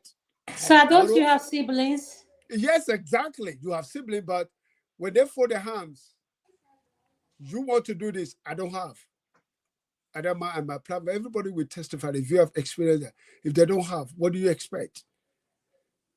When somebody tells you that, look, you take part of this, I take this, I take that. We divided the proportionate, obligation for that particular ceremony.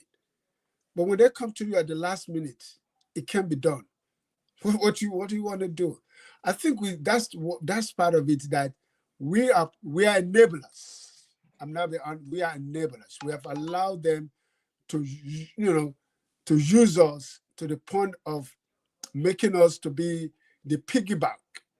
Like every time they need something, they come to you to support them. They come to us to give it to them.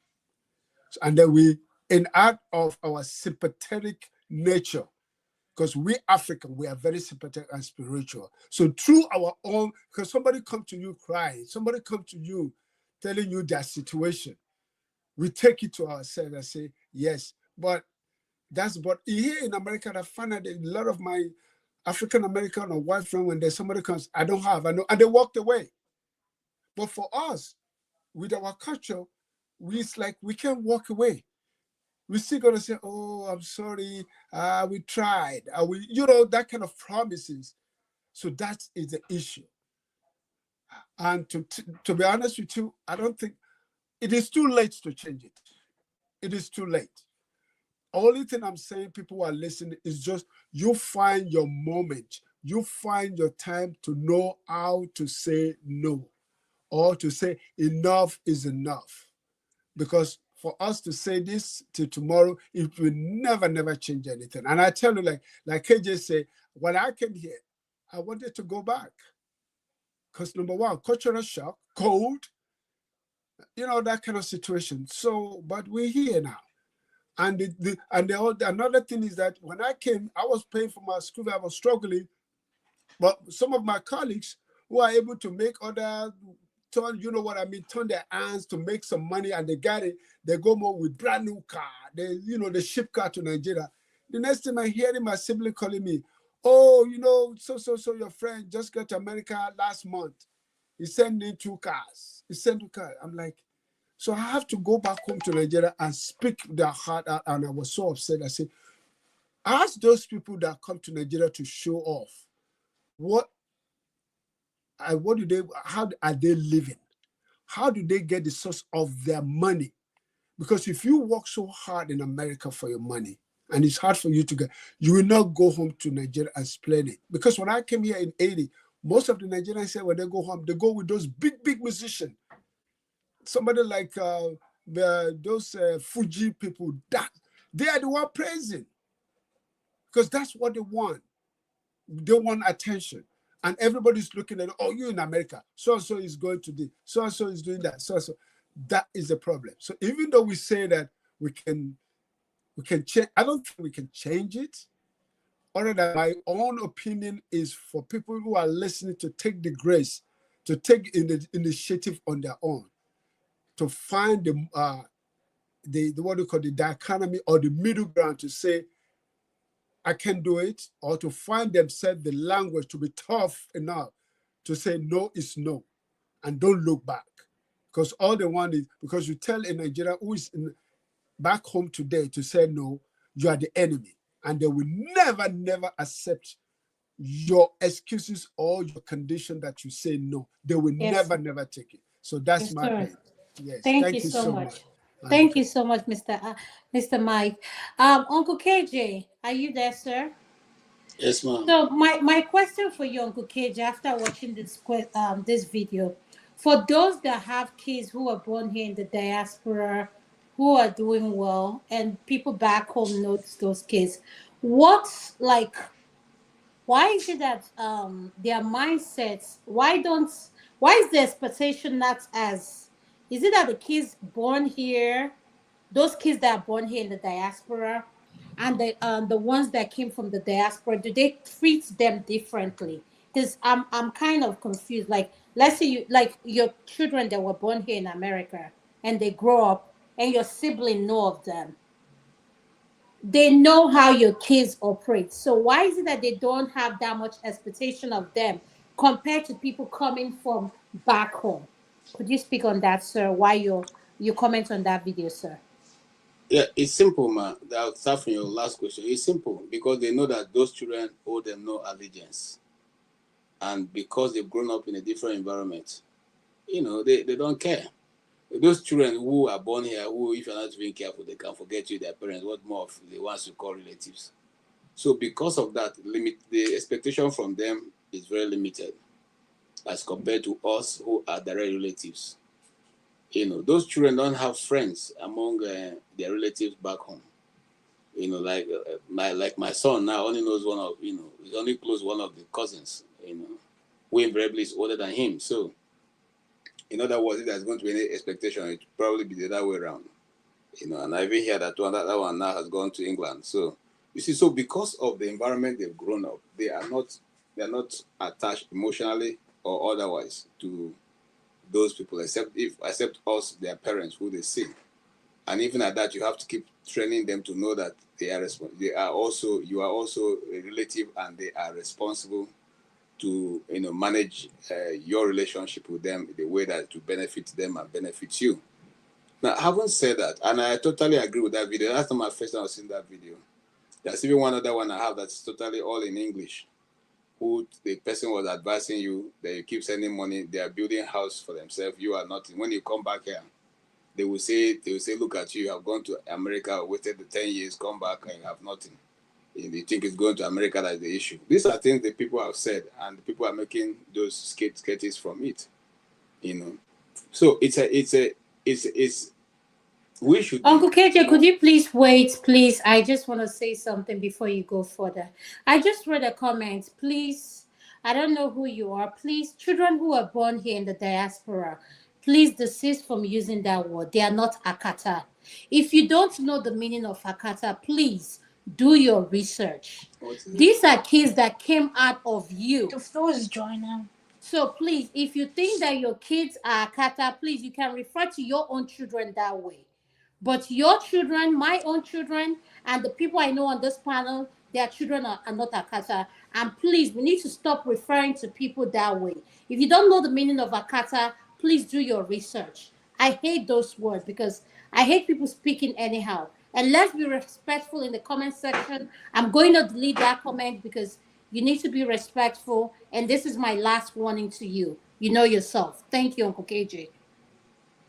Thank you so much. And so as I was saying, that comment that guy was making is very, very relevant. I'll give an example of myself.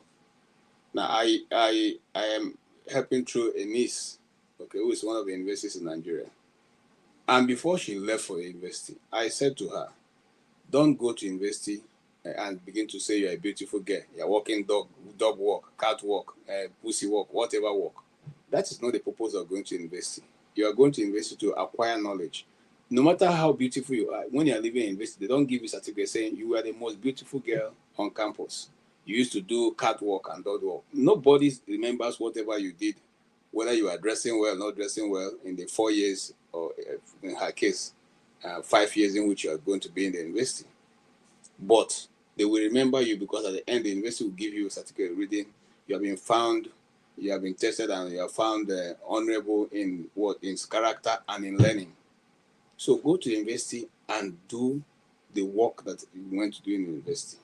But true to that, she went there, and in fact, because she was going to university where I have friends who are lecturers, they took her in, and the woman had to call and say, "Look, I'm expelling your niece from my house because I don't think I like her the way she's putting up. I don't even want her, the way she's letting with my son." And the woman has only one son, and so I said, "Madam, to do whatever will be, will help you take care of your home."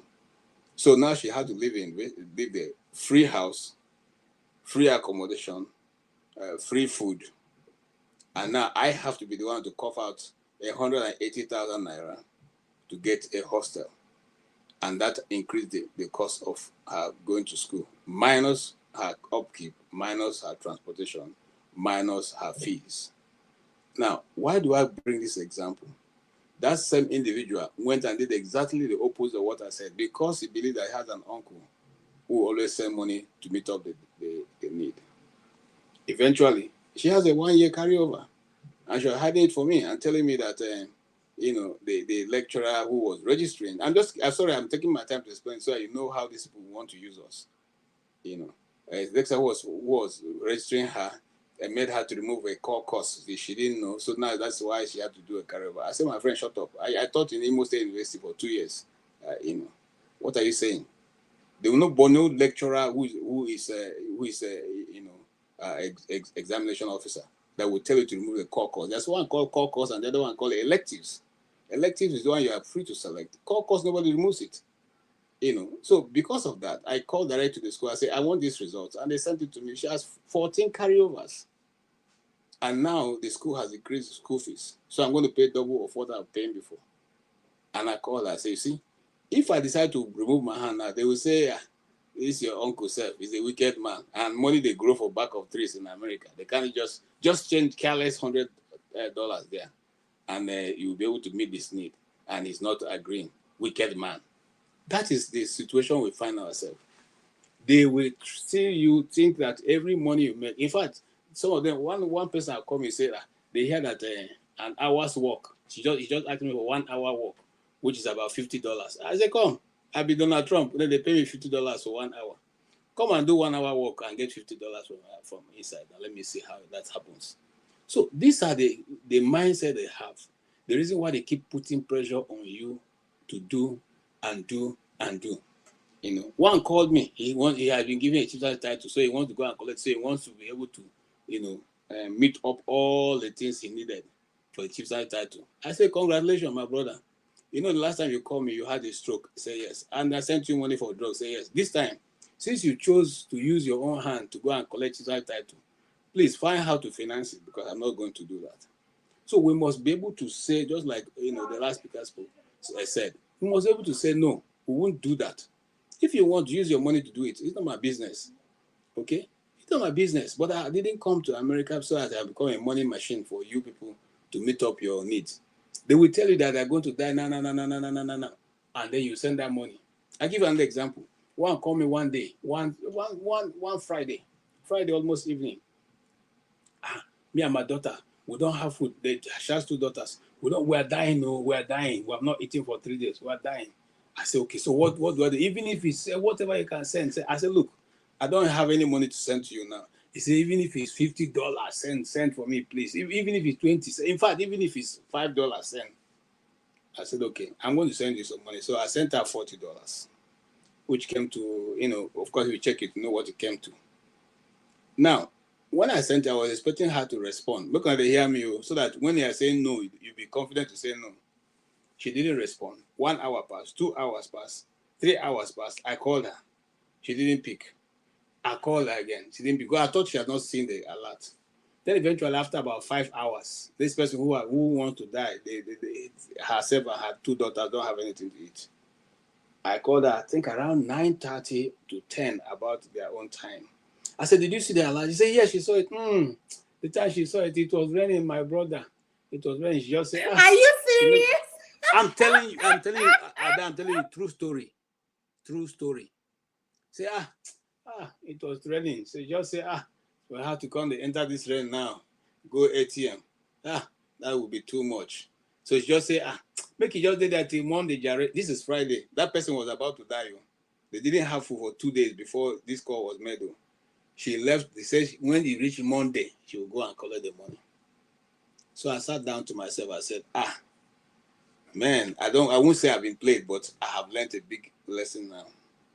So no matter how much you're calling me now to say the person want to fall from the sky, if there's not, if I'm not moved, I will not faint. And if I'm giving, I'll give because I know that I'm not giving because of what you tell me, because I've been, my spirit that is settled me to give you. It taught me a big lesson. That after that, I sat and said, no, this is a lesson. So, there's one other one who was shouting. They wanted to, Wike, if you are following me talk about Wike here, that's the one who was giving me all the information. Yes. Okay. Wike want to throw them out of their area 10 house. They've been there for 30 years, blah, blah, blah, blah.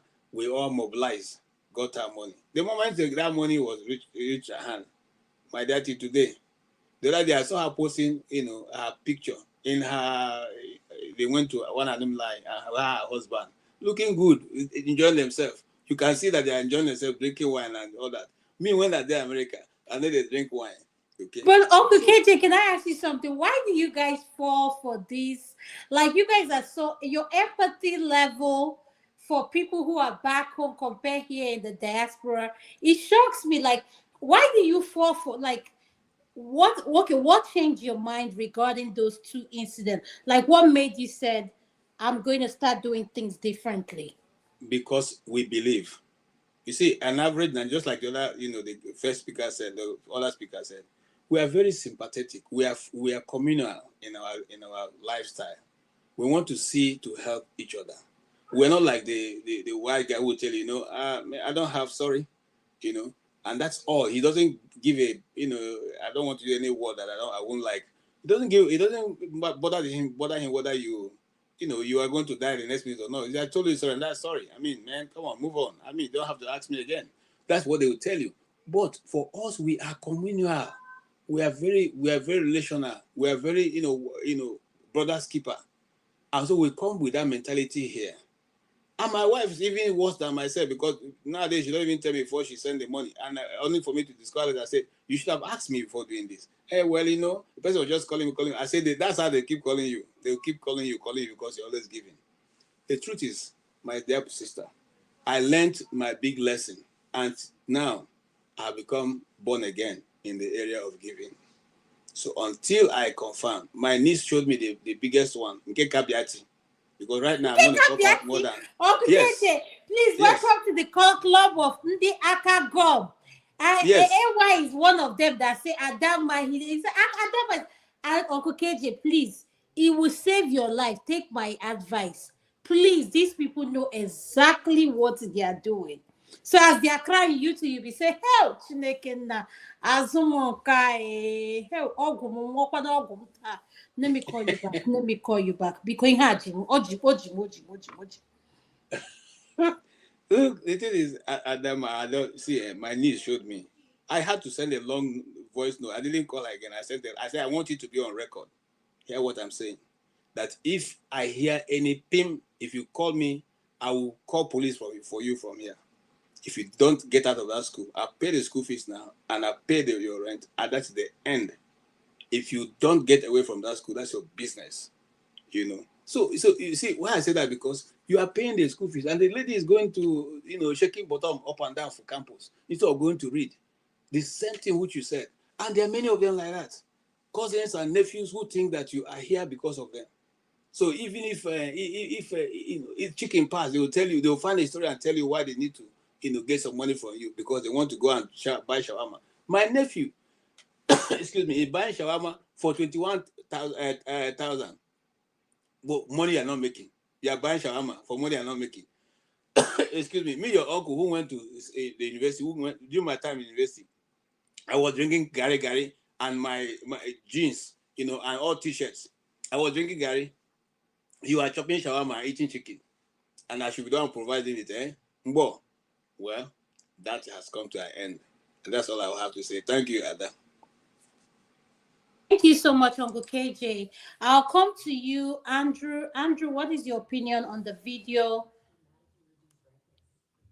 I think Obi is here. I don't think he has spoken. I'm not sure. I don't know. Okay. Just to buttress what KJ and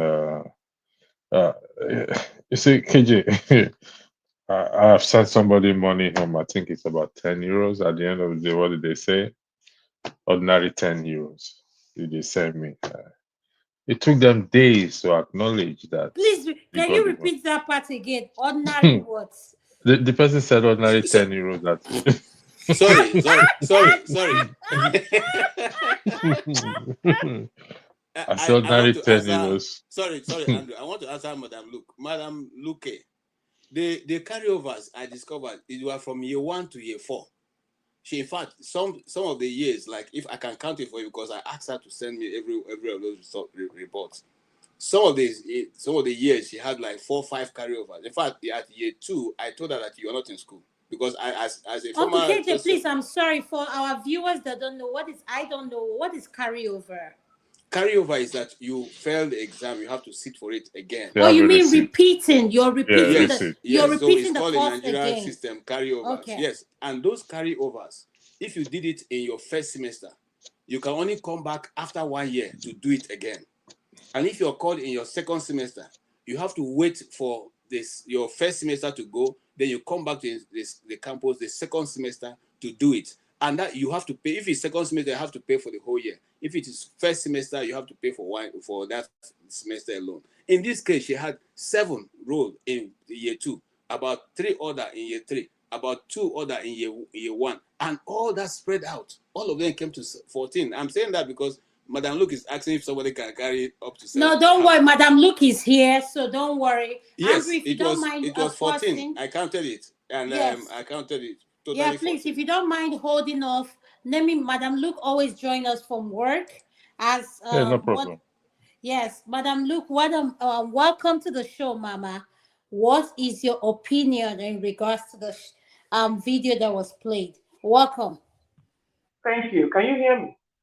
Yes, I can hear you loud and clear, ma'am. Very good. Good to be back. Oh. Madam Luke, I'm on a break. Nothing to do for 2 hours. First round is over. Okay. That is good. Don't worry. I have you for that long. Don't worry. I'll use it wisely. Oh, no, I'm here all night. No problem. I have an able assistant that can help me, so no problem. All right. So, where are we starting from? Whichever one you want to start from. I know you've seen all our video, the last video that was played. Andrew, do you mind playing that video again so that we can watch it? Which of them now? The one of you're going to watch it now. The last one give you to just people played. back home is to make them live a lifestyle that we living in diaspora cannot afford. Let me give you an example. You are supporting somebody to pay his or her rent and is living in a 2-bedroom flat only. What is he doing with 2-bedroom flats? Tell me, you living in diaspora, let's say you've been in this country 2 or 3 years, is it easy to live in a 2-bedroom flat? Most people live in a shared room. Some live in a single room with a single bed. Because you cannot afford to live in 2 beds. Are you whining me? Is it that easy? They live in 2 beds. Some of them, one fit spread ashore. Some of them. Another thing is here, you ensure that every public facility that is available to you, you use it. Them back home, they cannot use BRT. Their children cannot go to public school. They are going to bill other people. They will not take their children to public school. They'll be disturbing some other people to come and be paying some of them. Lastly, you know that if you want to give birth to a child now in this country, you and husband, we have to speak about it. Talk about Shishela raw. Night so that do you understand? They don't care. Time to if you want to go to work, you wake up 6 a.m. to catch a bus or catch a train. They can sleep by 12. Lastly, one man your boss.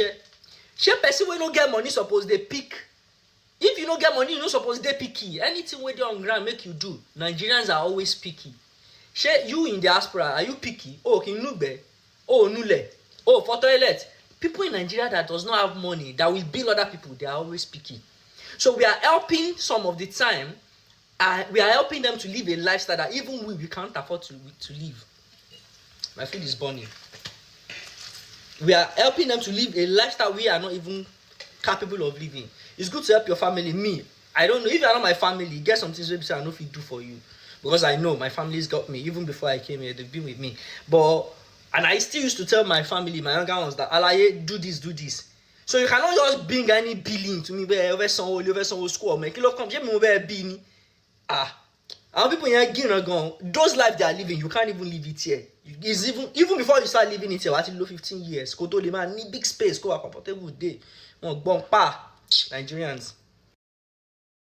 Thank you, Madam Luke. That's the video we are discussing. What is your opinion? And how do we in the diaspora, how do we encourage the people back home to think that we're living a flamboyant lifestyle while we are struggling? Well, what can I say? You know, some people are born show-offs. So even at the detriment of their own health and sanity, they will still want to impose, they will still want to pose to impress.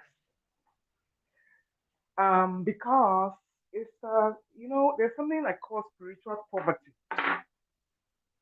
When you are Please, can you define that spiritual poverty, if you don't mind? meaning you lack of contentment, lack of content, lack of being able to be satisfied with what you have.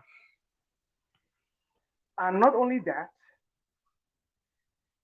you don't even have any means of managing yourself, but you want to go and manage others. You want to, just because it gives you some kind of satisfaction, probably due Some to kind of hydroline, like it gives you some kind of ego yes, and try, like, yes. exactly, all stemming from low self-esteem, all stemming from low self-esteem, and a reason to compensate for your deficiencies. That is the only thing I can say about all that. Because I personally, I don't keep those kind of relatives because I have always been able to set boundaries so that those people, and I'm not somebody that wants to impress anybody. So I don't have that kind of deficiency in my life or in my psyche. Nobody comes to my house, so you don't even know what I have. Even when I go anywhere, I'm not a designer person. Every money I have, I use it to invest or help my nieces, nephews, or whatever who are doing well in school. So, but for anybody to come and tell me to pay school fees, I'm not. I don't like I said. I don't. I have set boundaries, but nobody even comes near me with that kind of mess. I don't have those kind of relatives who don't respect themselves to think. And I come from a family that has pride. Even if they are dying, they will never beg. Even if they are dying. So I don't know what kind of I don't know what kind of upbringing where people don't have pride in what they have and also to be self sufficient and also not to be so selfish as you want to burden other people with your problems because you are lazy. And no, the typical Nigerian is lazy. Do you understand me? No job, any job they do is beneath them. They don't want to be seen doing this. They will wear the best clothes, but they have nothing to show for it. So I just think it's a bunch of low self esteem and spiritual poverty, meaning you lack a sense of contentment. And you were not raised that you could struggle on your own 2 feet. And so you always want to piggyback on somebody else and latch on somebody else because you are a total failure and you have nobody else to blame but other people. It's always somebody, some excuse. Now, in a situation where you have people in Nigeria, not all of them, some of them are just hard on their luck, down on their luck, either due to medical condition or whatever, I can understand that. But the average Nigerian is lazy. So how do we stop that from happening where we have to go over and above to settle those in the diaspora, in the Nigeria and the homeland? You can never stop it. Okay, madam, look, I have a pushback before you go further. How did you come to the conclusion that the average Nigerian is lazy? Look. You see, when you say lazy, I'm talking about mentally lazy and physically lazy. Yes, now you're talking my language. That's what I want to hear. See, Mentally lazy. mentally lazy. You know, and the educational system is so backward that it doesn't even teach self-reliance. It doesn't even teach, you know, pride in yourself. Everybody's always looking for that get rich quick, fast means. You see them, you have people write their exams for them.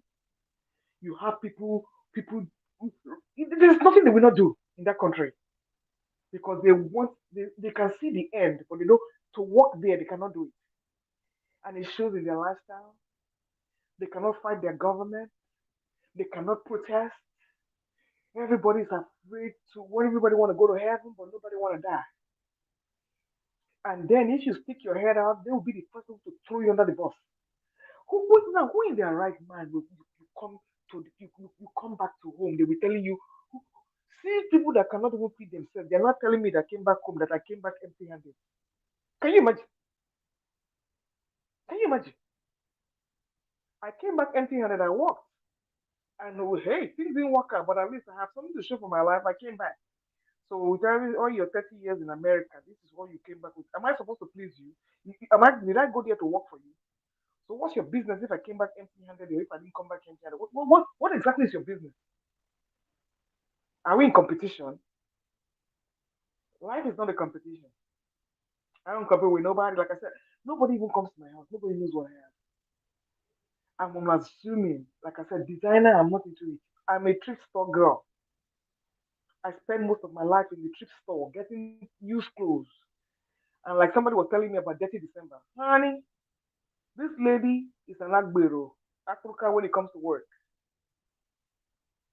That Dirty December where people were going to spend money, these Oyibo people were busy lighting Christmas trees.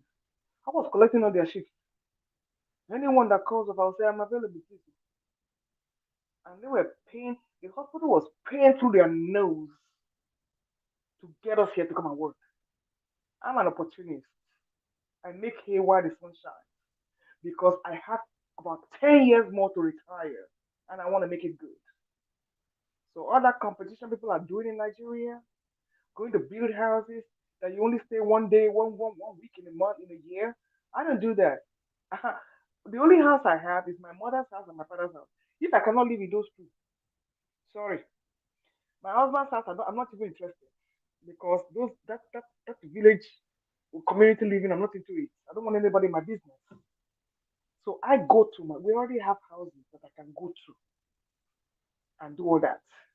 So you see, how can you stop it? No, we can't stop it because we have a bunch of show-offs who will not take care of their own business, but will rather go and show up in Nigeria and then make a mess of their lives. So that's what it is because we are enablers. Say that again, please. Please repeat that word. We are what? Enablers. You know when Thank you. Thank you. So we like fanning people ego. We want them to hear what they thank you. Can you imagine my dear panelist telling me somebody has 14 carryovers? You know what? I will not even pick up your phone call. What's that? Now, how many courses do you take in a year? Is it 14? So when was this carryover mounting? Do you know what it is to have 14 carryovers? That means for every goddamn year you have 4. And they say allow you to come and register in school. Yeah. Nigeria don't suffer. If it was when I was going to school, you would be in our, you will be kicked out. You're going to be an academic probation because you can never catch up. How do you go and do 14 carryovers? How? Does that make sense? Is that real? Is it like we didn't go to school in Nigeria? Are you Everything is asking carried over to me, your house. Madam? Look. Yes, Uncle KJ. Yes, that's a question Yeah. to you. Let me tell you how it happens. The school system has shifted slightly. Like when we were in the university, there's a particular number of credit load that you can carry, and now I think it has been increased a bit or reduced, by the way. So now what happened in her situation, because I called the school and I wanted the result right from the school they sent to me. What happened is that in her year one, she carried 101 over. In year two, she carried 201. Yeah. So she carried over from year one, year two, year three, year four. She had all carryovers in different, but the So, most Uncle carryovers. KJ, when they do Yes. that carryover, don't you pay for all those 14? It's not free. Yeah. So what happens now is that the school say, well, they can allow her to return an extra year, by which she needs to, be able to meet up all that. If it's when in Nigeria University was still Nigeria, in my time, they would have advised you a long time ago to withdraw.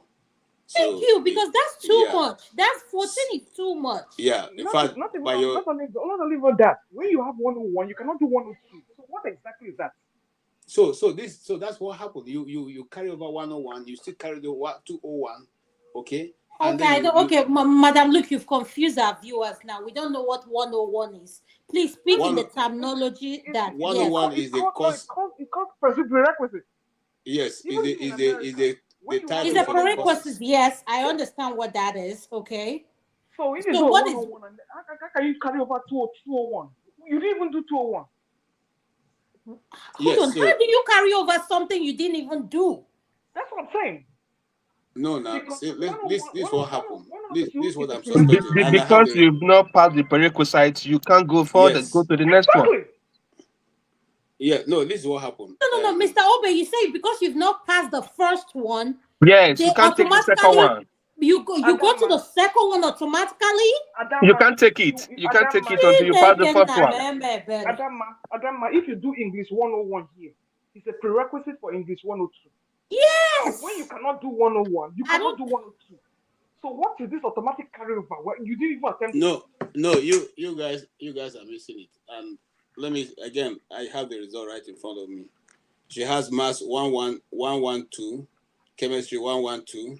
She has Anne. I don't know what Anne means, but it's 201. She has under Anne 212. She has under Anne 214. Madam, you know the results. I didn't go to school back home. I went to school here. So please. You see what they're reading there is a bunch of. That means she never attended the school. So they fired up. She didn't attend any of this class. So that's what I said. You know, in my explanation, I said, looking at it as somebody who taught in the university for briefly, I know that she wasn't in school for a 200 level. Uncle KJ, okay, hold on, Madam. Look, Uncle KJ. So looking at the results, you are able to tell that she didn't attend the school. She wasn't in school for 1 year. Yes. That is why it's for her 1 year. And then you paid. Yes, I paid. That's why I was explaining the bitterness now. She paid to who? She paid to who? Which register will register you with a carryover? You got the money, you didn't pay. What registered her with all these results? I'm confused. What register? Like maybe I'm looking at the American system. Hello, can you hear me? Yes, hello. I can hear. Yeah, the way they register in Nigeria, you don't go to the bursary or to the bank and pay the money. You consider registered. Yes. Did you see the receipt? Yes. But again, you know, sorry, KJ, I have to call it. KJ, it's your fault. It's your fault. To be honest with you, KJ, welcome to the show, sir. Tell me how. Yeah, sorry. Yeah, I mean, like, you know, I have nephews and nieces that go to school. Okay, actually, no, I was laughing when you were talking about the dog walk. I have a dog walker in my house also. And it's, you know, she just getting admission. She wanted to, you know, she was doing all this TikTok, you know, like TikTok, whatever. I said, okay, you are getting admission. If you have to go to school, you have to choose one. Either you do TikTok or you do your modeling, you know, or you go to school. Which one do you choose? She didn't reply for a long time. I said, okay, that's it. You are not going to school. I'm not paying. So after a while, you know, like she talked with the mother, and then, you know, my last sister that got, manages all of them. So they said, okay, she's going to go to school. She had to delete all her TikTok account. But what I do, like people that go to school, every year at the end of the academic year, you have to send your result to me. You send your result to me, and I can send somebody to go and verify. Like, there's a sister of mine, she manages, things well. She will call, make sure, you are in school. She will make sure that the result you presented is good. So, that's how I deal with them. So you should have Okay. With the result that Uncle KJ got, how do you verify that? Yeah, no, you can verify for 1 year. Nigeria, he said he has paid for the whole year. How did they register her to begin with? That's what I said to you. The registration in Nigeria for school, you don't go to to the school. They just send go and register, go to the bank, pay. So you go to the bank and pay and bring your receipt to the to the bursary or whatever. That's usually that's the way they do it. Yeah, so that's the way they do it. So. And there's no communication. Like if you're having an academic problem, there is no communication, nothing. You don't know anything that's going on. You don't even know when they chase you out. You keep paying. You don't even know what the student is doing. Nobody sends you letter, Nigeria. You don't email. The school email doesn't work. They don't even have your email. Nothing. So that's why, when you are blaming me, Okija, and now I wanted to ask you, when you call school and the school said there's no email, results not out, we are working on it. They work on it till the second semester starts. Are you going to be the only one calling the school every time? They will know. We will send you everything. To be honest with you, like I said, I have someone. Okay, go ahead. The university I graduated from, when I wanted to leave Nigeria, I went there to collect my transcript. Both my first degree and second degree. Till this moment, I paid complete. Federal University in the federal capital. They have not been able to send it to me. Neither had anybody made any move. 5 years after paying. Wow. So I went to Unizik. I went to Unizik. I didn't have problem. I went to Unizik. I didn't have that problem. I didn't have that problem. Unizik, and I also have my one of my sister went to Unizik also. She applied for admission, to US for masters, and there was no problem. She called. They sent her everything. She paid. I monitor. I follow the issue because I was the one who pushed her to apply for masters. So Unizik, for what my experience. No problem. You get here. When I came here, Unizik, I wrote to them, Unizik, to forward because I was in third year when I left. So when I came here, they transferred my transcript to my school here. Everything they did it. I just paid. So I don't know. It doesn't work that way in Nigeria. You know what? No, I went to Unizik. It happened for me. Excuse me. You see, these days, let me tell you, I had a similar experience. I was paying school fees for a relative. Anytime I kept asking her for the results, I never got the results. So what these children do is that they will collect the money, but they will not go to school. And they will not tell you that they are paying it on our account. All they are doing there is a racket. It's a big racket. If you look, that money did not go to the school. It went into a private account. Because I don't know how you leave the bursary, you don't pay the registrar that has to have a record of it, and they will not tell you to go and pay to an account. Is it the school account? So what Madam Luke is saying is true. Going back to what I'm saying. Yes. Going back to what I'm saying. You cannot have 14 carryovers and remain in the school. I don't know how that is possible. It's not possible. Because sorry, I know what. God damn it! Let me just how many the classes that you're going to register? The repeat of the classes. Some of them don't even occur at the same time. So you are bound to wait till the class is offered again because they're spaced out. Madam, look, I can hear your pump. Echoing at. I'm so used to that sound. Jesus Christ! This sound is embedded in us. So you see, what is going to happen is that while you are registering, you cannot make up those classes. So the only thing you have to do is to flunk out. That is the only thing you can do. So all that money you were paying, he was going to her pocket. She never attended class. Wow. She never attended class. Wow. Okay, so Uncle KJ, please, before we go to the... Yes. Madam Luke, hold on. Andrew, what do you have to say about this topic? I want to go to Okija, then you play the next video, then I'll open it up. It's like you've forgotten me, Adama. Mr. Obe, let's have Andrew speak real quick. Andrew, go ahead. The thing is that she never attended class, so it's not possible. That's just the truth. The money was going somewhere else. That's just was going to her pocket, Thank you. You can't have and politically. it's a sad situation. It's a sad situation because listen. Okay, hold on. Listen. Let me answer that. Let me tell you something. You know, I be street guy just like Madam Luke. You know, so I made my arrangement to pay the money direct to the school. So if she didn't attend that 1 year, then she will still get the money. You see, and before, just like Okija said, before we even took her to school, because I noticed that in my family we have a gift of being creative. Madam Luke, we can hear you. I know where you are. Biko, mute. I called her. I said, "Look, don't go and deceive yourself. Face what is facing you. Don't go for any of those shows and all that.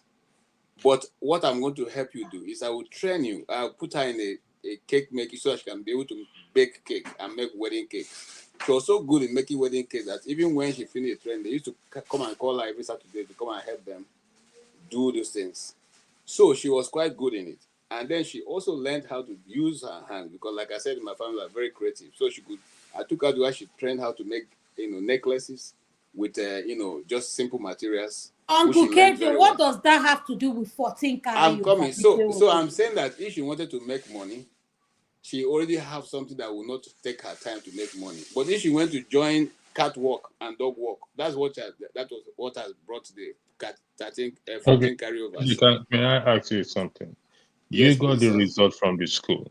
At yes, what point? What point? Which year did you get? Year 1, year 2, year 3? When did you request for I the got result? year 1, okay, and in year no, 1, hold on now. In year 1, they said, oh, yeah, she had that carryover because there was somebody I asked to monitor her. In year 2, the guy told us that, well, she didn't attend much of school, but she was around the school. And then we asked the result. The school said the result was being compiled. And that was one, Nigerian educational system. That's what I'm trying to get at there. Somebody must be running the racket with her in there. It's not just her. Somebody's benefiting from that money. This is what's happening because of the consistent closure and opening, closure and opening. So you don't even know. So there's everything is folding into one. Sometimes you are only having 3 weeks or 4 weeks to study and do exam and then move into the next day. This thing, nobody, and I don't understand the system. Nobody's going to go and start marking and waiting for you. No, they won't do that. They will only continue with a new set. Wait a minute, and but you said you just said Uncle KJ, you're complicating the issue more. Wait, Andama, wait. You even said that the babe did not attend school for 2nd year. So where do you go from there? Where do you go from there? So, sweetheart, wait now. I'm saying that from what I see now, I didn't have this result before. From what I see now, from the experience that I have in the system, I know that there's no way you will have been in the school and have this number of carryovers. It's not possible. Andrew is saying it's true now that someone in the system is part of you can't be paying money every year. The place that I don't agree with is somebody's in the state. No, this lady is running the affair herself. Okay? She just allow my money to waste. Since I don't want to give her the money and I'm paying direct, I can be paying direct now. She do what she wants. Do you understand what I'm saying? All right, Andrew, what's your final summation? I want to move to Mr. Obi in regards to this topic on the video. Like I said, it's unfortunate. It's something. I mean, I've not experienced it directly, but it's something I know where they will claim to be in school and they are not in school, and they keep making let me use the word, the idiot or the mugu. That's what they normally say, collecting the money from the person and claiming they are going to attending school, and which is very sad because that money you could have used it to do something better for your own self or for your own children. And these are the things that we often highlight. That it's good to, I don't know, it's just crazy. Sorry about that, Kiji. That's all I have to say. Thank you, Adama. All right, thank you so much, Mr. Obe. You're next. What is your summation on this video that played? And I'll come to Okija. And Andrew, get ready for the next video, sir. Thank you. Yeah, I think we do a lot to KJ, you try for you to even be working for money and be monitoring somebody. You have time. The fact that you are not going to school, man, you are. I No, don't no, no, believe Uncle you. Ope, I think because you don't know Uncle KJ. Uncle KJ is a very listen. Meticulous. You No, get time. no. He's not just meticulous. Uncle KJ is what Igbo call Obi Wanne. Okay. When Thank I you. came to the United States, when I come to the United States, I was in a meeting. I was in a meeting of a church member meeting and like that. So they were using the word when you come to the system, you get wired. I was now trying to decode what wiring means. So they were saying if you get here, you have to be wired so that, and that's exactly what I think we are talking about here. Getting wired to the reality of where you are and making sure that you are not a washi to those that are back there. And that was the definition.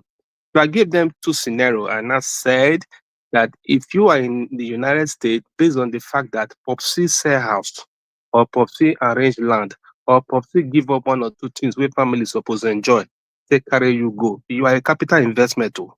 At that point, you are they've invested the family funds on you. You are supposed to probably recover Popsy house or probably take care of the younger one, you train them for them, or you do whatever you got to do to make sure that Popsy is fine. But if I came to the United States, I only gave you a call that I have located my family and now live in the US. I am not a capital investment to anybody. Whatever I give to you is called gift, and that's what it is. Or taking care of parents based on obligation of my willful obligation for me, you know. So be that as it may, and I think our people live a false life. You see them living here like probably because some of them are not documented or they are trying to believe that tomorrow will be fine. They will be putting the small money they're earning here, putting it back home, trying to arrange things at home. I don't know what they arrange, you know. Some people are building house at home that will have penthouse, that will have library, will have nonsense, and they are here living in the basement or here living a false life. So you give people a narrative that man, it is overflowing, that you're just doing well. In 1 year, you started saying, find land for me. Oh, go buy house or go build house. You are building, you are doing whatever. Whereas you're not living a good life, as it were. When you do that, you give a false impression. So these bills start coming to you at that level, you know. But people like us, oh, I already built a house before I left Nigeria. I already tried driving a brand new car before I left Nigeria. So when I came, well, you know, nothing interests me like going to do those nonsense back home. People who are probably didn't know, didn't have value for life. So they're kind of impressing people who are over there, you know, trying to say I'm not good or trying to probably show up. That's exactly the language, show up for them. And at that time, they now start to attract to themselves those unnecessary billings and all that. And they have to keep up that status of are they okay? And begin to, you know, fulfill those obligations for the younger one. Take care for younger ones, so but me, I call it a free will gift. You don't, if you dare ask me money, I'll delete you because I don't work for you now. I don't live your life. I will decide when to give you money. You don't tell me you need this. I'm not saying when you go born 5 children. No, me, I get only two. Children are not be born. If you are born for children, that's your business. You got to take care of what you got to do. You didn't plan with your wife before you started giving birth to children. That's not my business. You understand? So if I give you anything, I'm giving you what is called a gift item. And take it as a gift. If I was in Nigeria, will you ask me money? You will not ask me money. Probably because I'm struggling like you, I'm working and I'm earning salary. But this idea that is in abroad, and start telling you that the money you send is too small, oh, those things, it risks me off. I have a scenario that happened to me in my own situation. And I called my wife then and I said, wifey, come on, this sending money back home. Before you know it, you send 10,000, you will not see what to use it to do. I said, but let's ask everybody, what do you want to do? Then set people up, and that is final answer, as it were.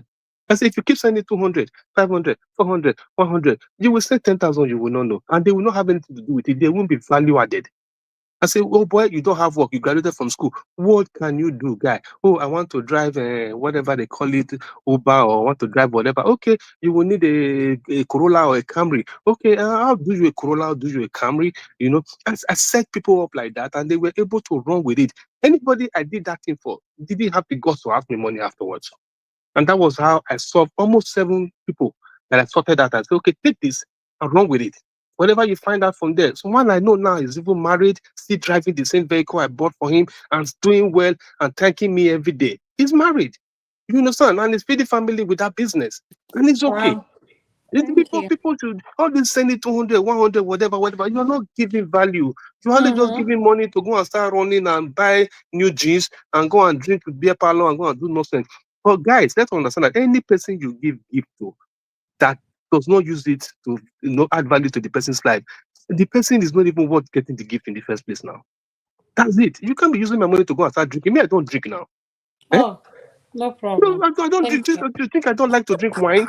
But I think there are some exigencies that are more important than those Yeah. nonsense. So Yeah. why will you be using the money I sent you to go and start drinking and you're telling me that $20 is a small money? How?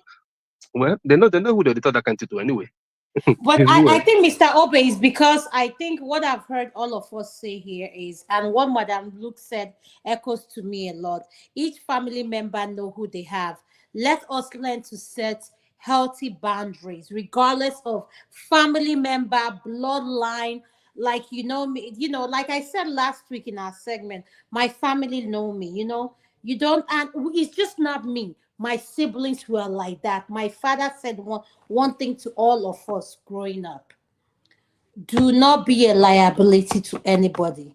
And if you know that your life is good, you have decided to use your life in a way that will not contribute anything to anyone's life. However, your life choose to go, please take responsibility for it. And whichever way people treat you, just take it in your shoulder and learn that that time that you had to make something out of your life, you choose to use it the way you want to. But one thing we all have the opportunity of doing is rewriting our story. So use your time wisely. Okay, sir, you're next. What is your opinion? Hi, good evening all. Thank you, Adama, for hosting. Can you hear me? My Yes, I can hello. hear you, sir. Oh, okay. Yeah, sorry because my headset disconnected. Okay, yeah. Just I'm gonna come in, with the last thing you said. Let them know you. The thing is, my family know me. They know that I'm a simple person. You can't get some things just because you want it. You have to look at my lifestyle. See the way I live and try to ask me things based on the way I live. I am there was when I came to the US, the first time I went to them, they were looking at, and after after a couple of days, they called me, so they were asking, are you sure nobody I mean, are you sure you live in the Okija, US? maybe it's your dressing, the way you came back. He can do no Nigeria kagema. They look No, better no, than you. no. I dress. I'm like a t-shirt person. Like I don't dress big. I mean, I'm just like simple person. And then because it was hot, so I was dressing everyday t-shirt, and my Timberland. So that my Timberland was the Wow, I distinguishing can thing. tell you're Uh, East uh, Coast. yeah, but apart from that, so the way they were like, looking at me, like, are you sure, you're from US? So they know my lifestyle. You have to make them, know your lifestyle. They can't just, ask anything. And when you talk to them, you have to imprint it into them that, you have to, do something for yourself. Because my siblings, I see them then, I ask them, look, I've been giving you money for, for how many years now? Okay, now, one day I'm going to retire. Here in the US, retire. I'm not working anymore. I'm not gonna be working. I'm gonna be receiving retirement. Are you expecting me that I will take money from my retirement and give you? Think about it. Also, you will retire. Then you will be able to work, and then you will hope to depend on me to give you. Think, because I've been pressed this on them all the time. So so that's the thing. The last person spoke, he talked about, empowering people. That's the mentality, what I have, what I've been doing for some time now. Find out what do you want to do. What do you want to do? It's not like every day, because, if you keep giving people money, it's tiring. Even sometimes, even if it's not too much, but, every day, you open your WhatsApp, you see so many people, send you messages. So I understand, a lot of us, when we go But home, one thing we all have said that we've not echoed.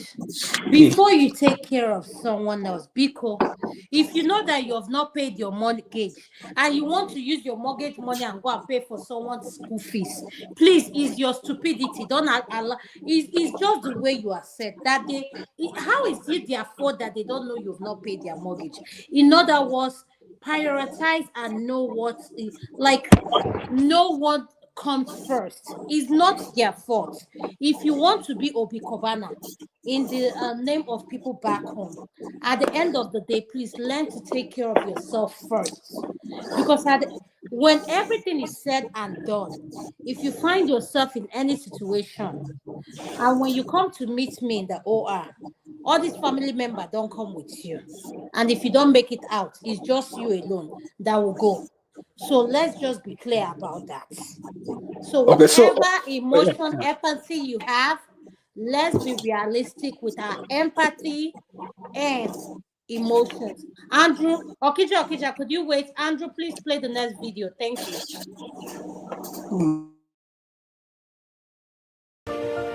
With you, let your wife enjoy you. And I want to speak to every husband. Don't let your wife take solace in her children and say, after all, I have these children to look after. I have these children as my comfort.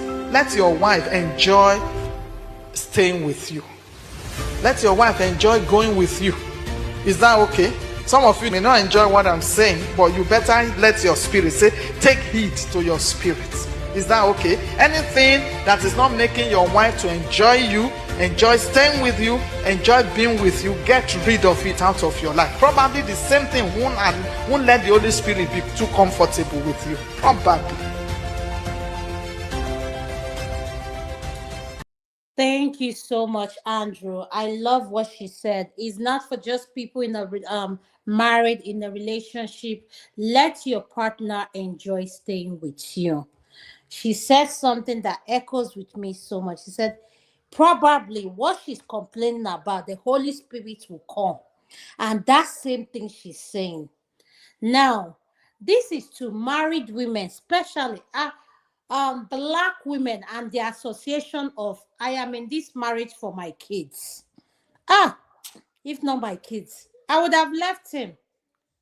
Please, let us be realistic in whatever relationship we are in. If you know you don't enjoy the partner you are with, communication is key. Be honest about how you feel. Live in your truth. If you're polygamous, you can't stay with more than one person. Please live in your truth. I always say that. And someone asked me, a patient said, what do you mean live in your truth? I said, learn to tell the truth, even though you know what you're going to say may not be okay with what the other person, they will not take it in. Live in your truth. At the end of the day, the person you're saying it to will say, this is what he said. Stop being something you are not. So, Okija, my question is to you in this video. Let your wife enjoy staying with you. Why do our women say, I am married to him? It's because of my children, or if it's not my children, why do we put the children first before our husband? That's my question to you, sir. I think it's misplacement of our priority, because those children, they're gonna be there for with you for maybe 18 years or whatever. Then maybe they go to college, and after college, they're off. So some people, they make the mistake. They like the kids, they put the kids in the center. Between husband and wife, put the kid in the center. Then when the kids are, because initially they start, people start, being in love or whatever, being close, and then the kids come, their son, gets in there, and then over the years, 18 years, some, live with their kids over maybe, more than that, 20 years, 22 years, and then when they left the house, you find out that two of you, you are just basically strangers. You have, because for over at least 18 years, you didn't know each other anymore. You were just maybe living as a roommate.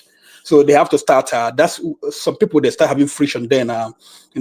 Because it's like all over again. And people have they've changed. It's no longer when they met 20 years ago. They they are no longer like that. But life has played this role. Life has touched them. There are so many things have changed. Priorities, career, things like that.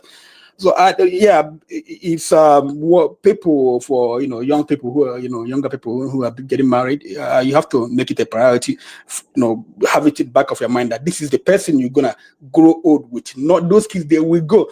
You'll be lucky if they call you on your birthday, or on Christmas. So just have that mentality. Just don't yeah, we love our kids unconditionally, but again, find out they're not gonna be there for you, all the time. The person, your spouse, is the person who's going to be there for you. So that's the way I look at it. It's the conscious thing you have to do to cultivate that relationship, to make sure the kids, they don't divide you. People, they don't interfere in things. Even if when it comes to punishment, you have to give. My parents, they used to give what I used to call. They used to do to me. When I was small, I used to call it combined business. When they want to punish me, the two of them would punish me like crazy. They will, like in Nigeria, where they used to beat. They will beat me combined business.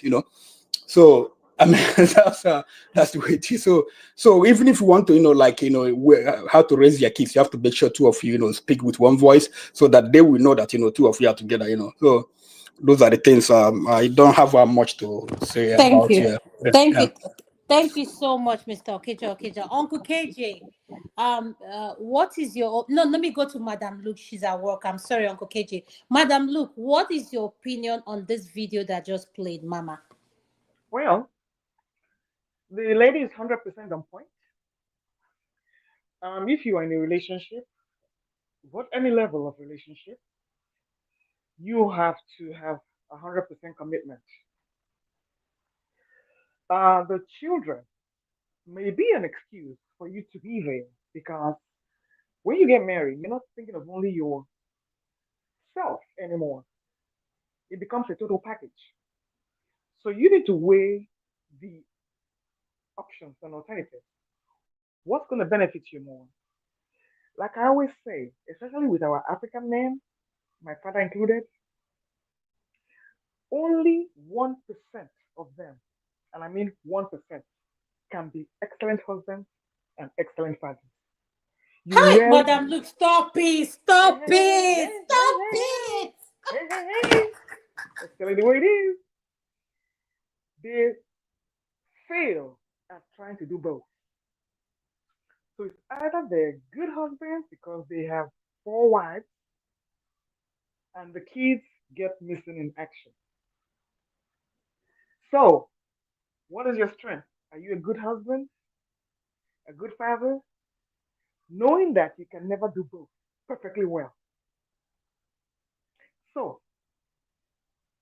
it's up to the woman now, because, like I said, it's not just the man. What is the man bringing to the table? And we know our men are emotionally disconnected from relationships. That intimate contact, like that lady is talking about, let your wife enjoy you. Honey, they're too busy chasing money. They're too busy chasing money that most of them do not understand how to achieve a healthy balance with work and family. And then when you add children in the mix, it's too much for them to handle. So how can you commit to your spouse 100%? In Africa, Wow. in Thank you. Africa, it's not possible. I'm sorry. Okay, You why can is it have not possible? Okay, Madam Luke, you just said something now. Let's not put just the blame on the men. Let's be realistic here. Women as well. We need to learn to no, prioritize because women, our men. And I let's be know. honest here. A lot of our women, let's give an example. The way we present ourselves to our men. Some women, let me not say all, because I've learned to use the word some when you're speaking to Africans. Everything they will pertain it to. Oh, are you saying everybody, everybody? So some. So the You way see, the Adama, way they present themselves, Madam, look, listen to what I'm saying. The way they present themselves, they don't know how to make their spouse a priority. They place their child over everything else. And now the shock is this: when the children grow old, like your kids and my kids, and you're alone, you're living in this big thousand, like, let me give an example, 7,000 square feet home by yourself. You have a dog like me, the kids are doing their own thing, and you find yourself being lonely. Those kids have moved away, they are doing their own thing. Now, that relationship you fail to nurture with your spouse, you find yourself alone. So, why is it that our women, let's not just put everything on the men to have a balance here? What would you say women are doing? Why do women prioritize their kids over their children, knowing that the definition of marriage, this is my own opinion. As a moderator, I've said it. When I'm saying anything, I will tell you when it's my opinion. This is my opinion of marriage. For me, marriage is husband and wife. I don't include children. That is just my own definition. Children will grow and create their own family. So, how do we hold our women accountable for putting their children before their spouse? When the man you married is part of what created the children, that man should come first before the children. That is just my opinion. So, go ahead, Madam Luke.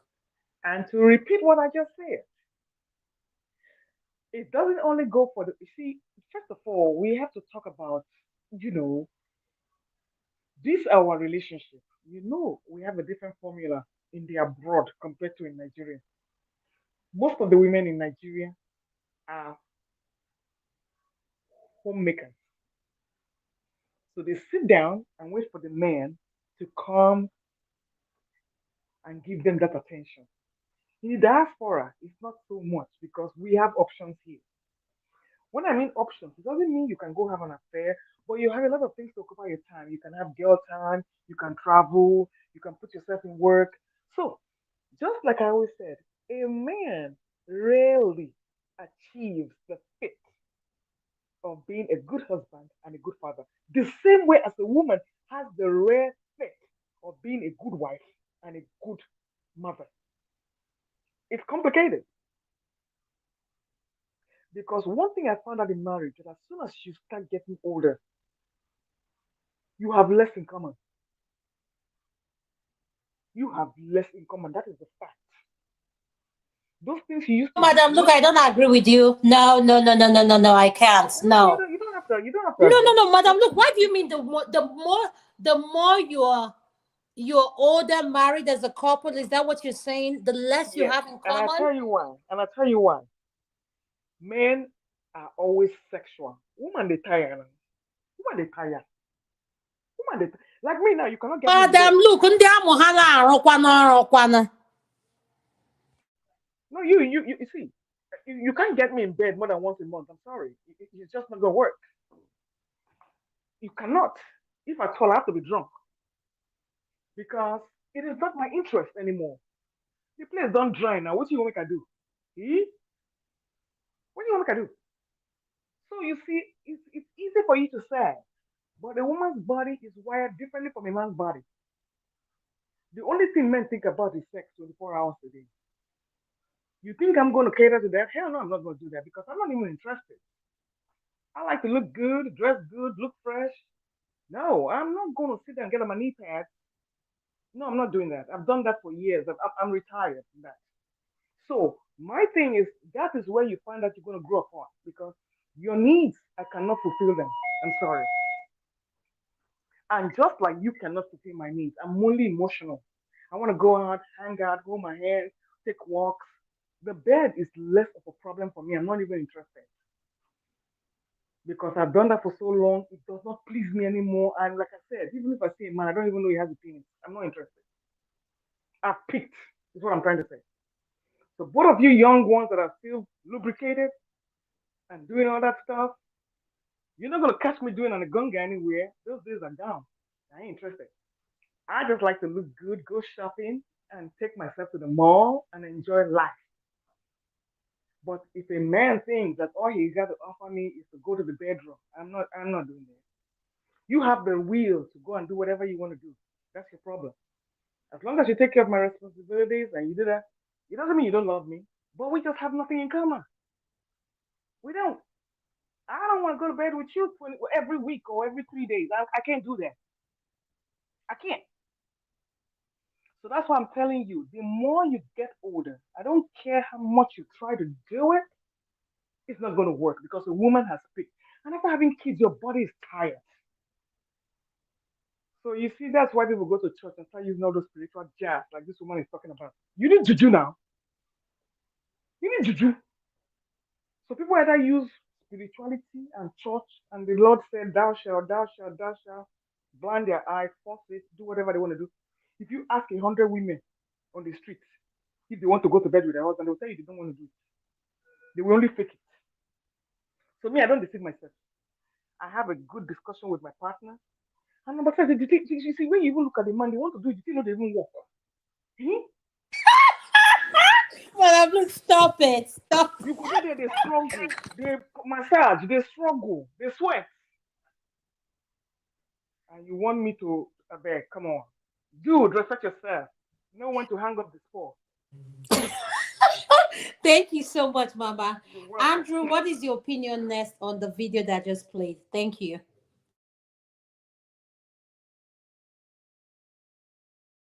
Andrew, are you there? Yeah, Yes. What is your opinion uh, on the video that played? yeah, if we eliminate, I highlighted something earlier.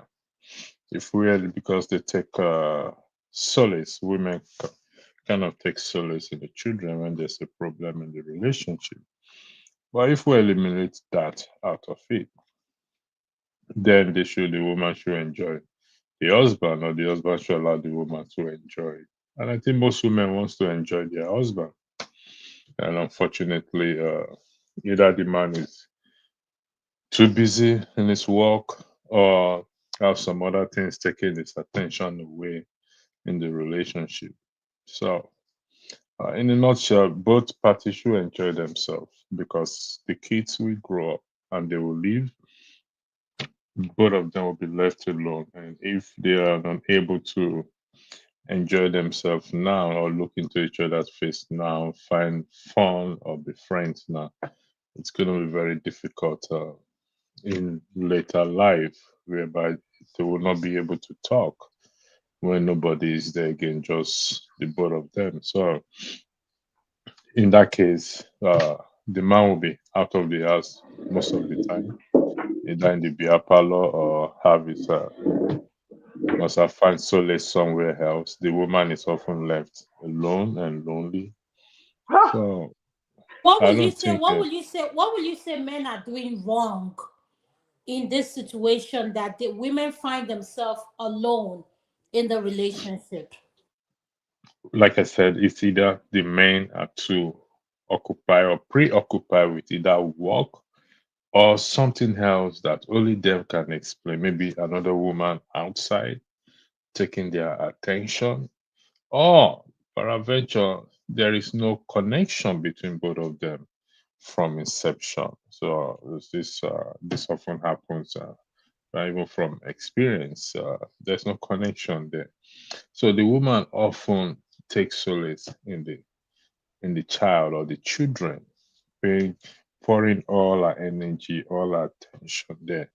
And when this kid grows up and they leave, she now becomes alone. And sometimes you see them want to go and interfere in the children's life because they still think they are still in control or are still part of the children's life. No, those children, they've gotten to an age that they make decisions for themselves. They say, you know what, mom?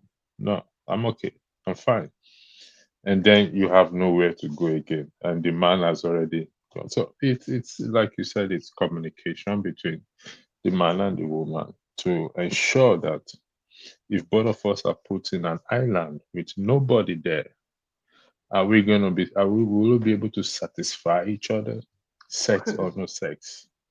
Sex or no sex? Because at a certain point in our life, we will not be able to do it again or be able to do it as often as we did it then.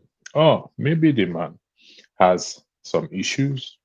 For example, ED, even though there's Yes. medication for it, he couldn't. And so, what keeps that relationship going? Erectile dysfunction. Oh, we don't pray. Maybe an accident happened that affected one thing or the other. They couldn't. So, what keeps that relationship going?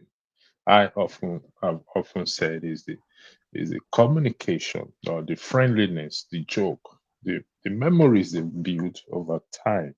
And sadly, some of us have not been able to achieve that. And some of us will end up being a loner in life. And life is too short for such living in such sadness in life. And also, I took a drive and I went to my usual spot. I normally sit down today and was just reflecting to life. Okay, if my life is going to end up like this, what do I need to do to make sure that I'm able to still enjoy it, even as a loner? And like what one of the speakers said, the ability to travel around if you can. In old age, it may be very difficult. I see a lot of old people travel and enjoy nature. But I don't pray anyone should come to that point in life where they'll be a loner in their old age, because companionship often matters a lot. And I'm doing some other things also. I go to my secret place to reflect, and to anytime I'm in that mood, I just drive down there, sit down there. But I think they should take the children out of the picture as soon as possible, train them. That's all we owe them, and focus on ourselves, because at the end of the day, like you rightly said, Adama, the children will go and do their own marriage or be their own this thing, and we'll be left alone. So how do we manage?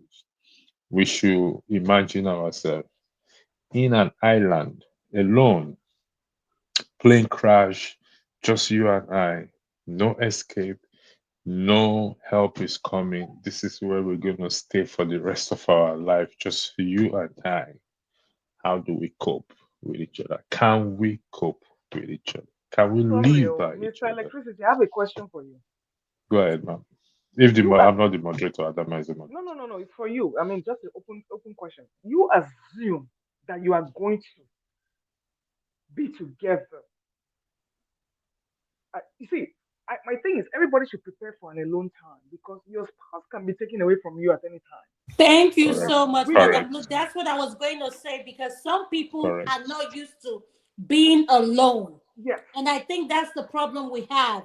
yes. That So people are when used to feeding off of someone else. They can't do yes, anything on their yes, own. exactly. So we have young widows, people who are widowed in their 20s, 30s, and they never remarried. They got used to That's their correct. aloneness. And then you assume that, people use the children as excuses.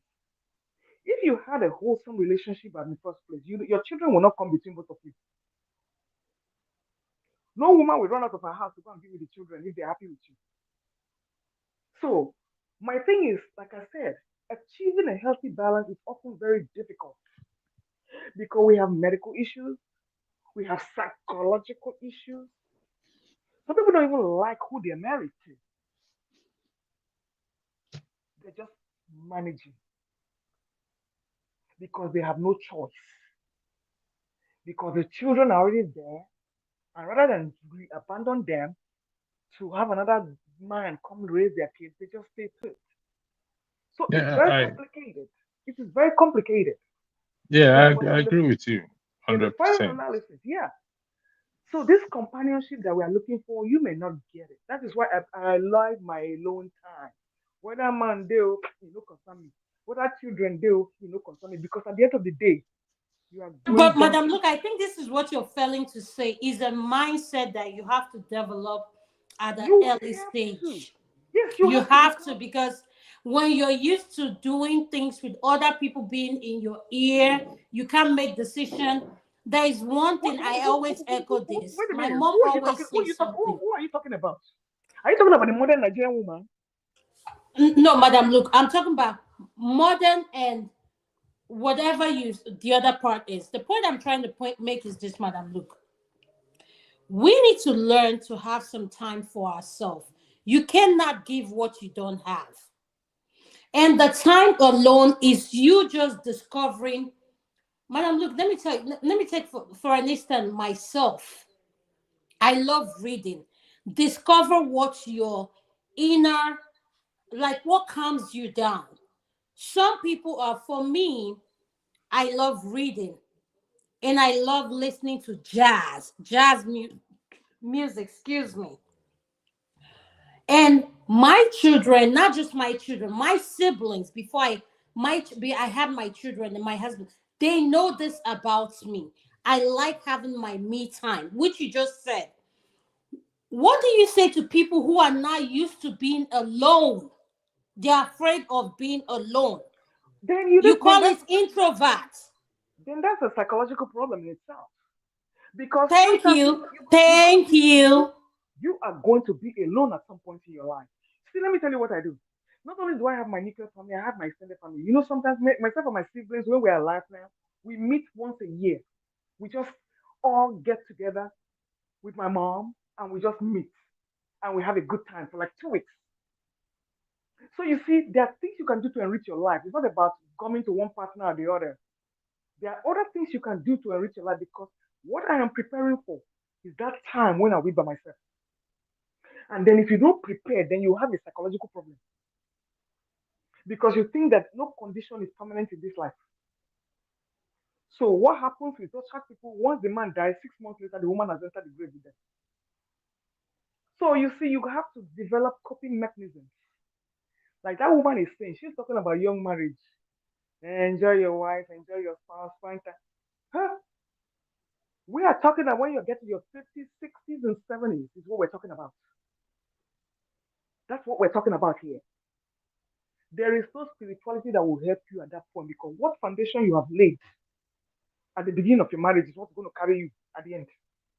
So, what I try to do, and I try to advise people, have some kind of emotional independence. Don't be a gum person. Please, You have Madam, your, look, what is gum gum? I know what gum gum is, but don't. there's some people that are so needy, they cannot exist by themselves.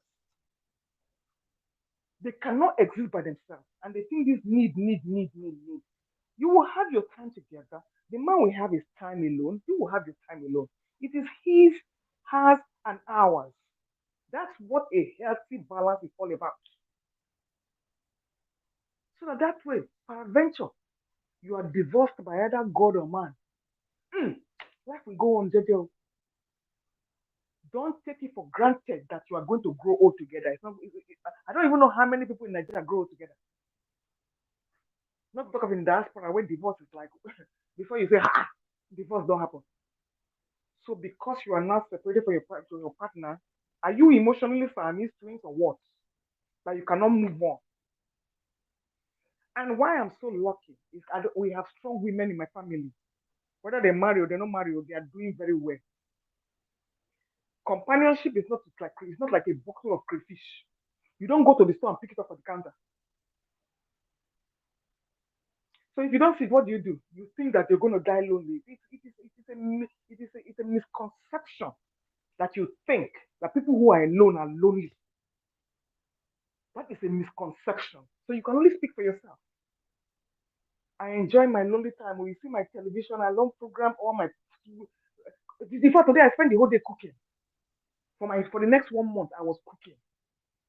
So that way I can, when I start to work, I can take care of myself. Whether man day, no day. And most of my husband is the kind of person that likes all these traditional things. This is umuna and umune. I don't go to those things. So when you say you don't have anything in common, all those people that they want to like and this one, they are doing chieftaincy. Excuse me, count me the freaking out. Those their meetings they go to, village meetings. I don't do all those things. It's not my interest. So do you say because of that I should force myself because I want to be close to you? No, I'm not doing that. So you now find out what do we have in common? Even to go watch movie in a trouble. Yeah, thank you so much, Madam Luke. Andrew, have you finished your submission? I want to go to Mr. Obe before I come to Uncle KJ. Yeah, let me just my final submission is yes, we should be at a point in time we all will be alone. Either through death, the man will pass away or the woman will pass away. But prior to that, let's pray. I mean, we're hoping that couples live to their old age. But prior to that, they should enjoy each other's company. They should be able to have memories that will keep them alone.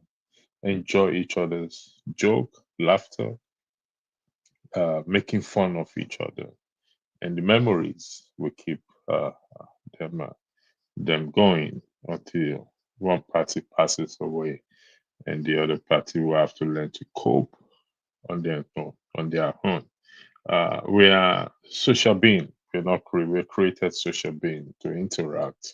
I So, don't love to Andra, be you alone. say, Andra, you saying that is not good. I just want to understand where you're coming from. Are you saying it's not good for us to be alone, like to have alone? Like, I just want to understand. Oh no, no, you can have a long time. I mean, that you can decide to say, even if you are into each other, you are connected 100%. There'll be a moment that you will want to be alone. There's a time you will just, you know what, I want to be alone. I want to enjoy. I want to travel alone. I want to be in the room alone. I want to, even maybe your spouse travel with the children. Oh goodness me, thank God for the. It's great to be alone for on my own. I've been looking forward to this. Yes, there will always be that alone time. Even being together in the house when maybe you just go to your room or you're in the sitting room. You just want to be alone. So, But what is your advice to them, to I mean, couples? to couple at the end of the day is respect that alone time of that person. Okay, they just want to be alone. You yourself at times wants to be alone too. Mm-hmm. However, I do say this. My own opinion is don't let that long time or a long time be too much of a long thing or become if it becomes a regular thing, there's Like, something. let it not become a pattern. Let it not become a pattern. It become a pattern, then something, in Yeah, my I know where opinion, you're this is coming from. Yeah. something is missing there. Because personally, for me, I don't. Yes, due to circumstances, I'm more or less alone, but I don't like being alone. I love to have somebody around. I love to have to talk, to chat. It's not all about sex. Let's put this out there. Sex is important. It helps to build a relationship, but it is not all about sex. That's all. Thank you. Thank you so much, Andrew. I'll go to Mr. Obe. Mr. Obe, what is your opinion? Uh, mm, where is the Zoom? Hello? Yes, I can hear you. Go ahead. Okay, I think it's family. When it comes to family, it became so very dicey, you know.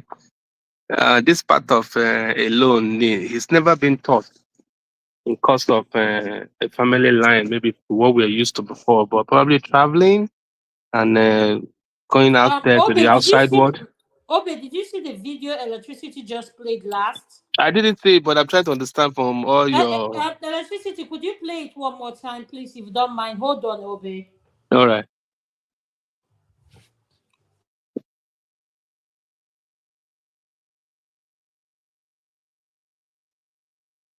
Mr. Husband, don't let your wife cope with you. Let your wife enjoy you. And I want to speak to every husband. Don't let your wife take solace in her children and say, after all, I have these children to look after. I have these children as my comfort. Let your wife enjoy staying with you. Let your wife enjoy going with you. Is that okay? Some of you may not enjoy what I'm saying, but you better let your spirit say, take heed to your spirit. Is that okay? Anything that is not making your wife to enjoy you, enjoy staying with you, enjoy being with you, get rid of it out of your life. Probably the same thing won't let the Holy Spirit be too comfortable with you. Probably.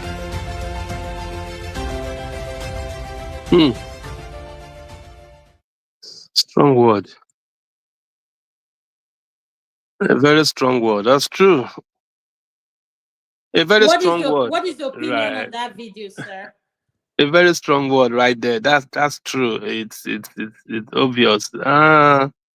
Well, I think so many at times what you didn't plan for does happen in search of probably a better life for our people. That is what happens to many of us. So many of us, we lived 5 and 6 with the family, not until there was a need to travel or to relocate to a different location. So that now bringing this setting that the preacher was talking about there. I could remember back home, I do the school run. The children run to me when anything. I am the solace for the kids.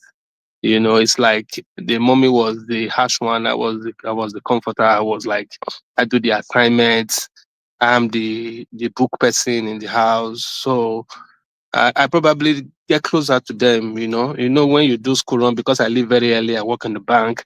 They normally would join me in the car, drop them off before I go to work and all that. So basically, the kids get closer to me. But as soon as I relocated outside my Nigeria, the game changed because I settled them back here and I went back home. So the change it like was a reverse of the to the other end. Before I know it, there was this everything my children. I had a problem with that. I was beginning to say, let's solve this problem. Which one is my children? You don't even hear me in the matter again. See, because of this plan or some stuff we agreed to do, and all that. That was where it degenerated from and until we're where we are today. It's basically true, but most of the times you have planned your life in a certain way, but the exigencies happened, and there was a need to to transpose or to tweak the plan. But the other party took advantage of it and ran with it, made all the mistake, and today it's all regret.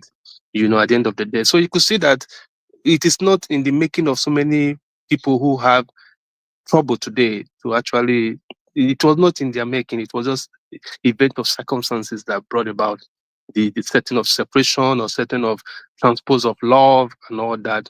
I remember then when I come around the family visiting and all that, when I came, I couldn't stay where they were. I had to go do my own thing because of whatever was happening. So when those things happen to you as a person, so you couldn't just, before you could round up what you came for the plan, the devil has struck and everything got soured. So most of the time, like when I was growing up, daddy was working in Asaba. He was in Benin before when they separated Edo Delta. He was now working in Asaba. Momsi was at home with everybody. Popsy would go 2 weeks before he come back and all that. That was the routine till retirement. But Momsi kept the house going, get everybody together.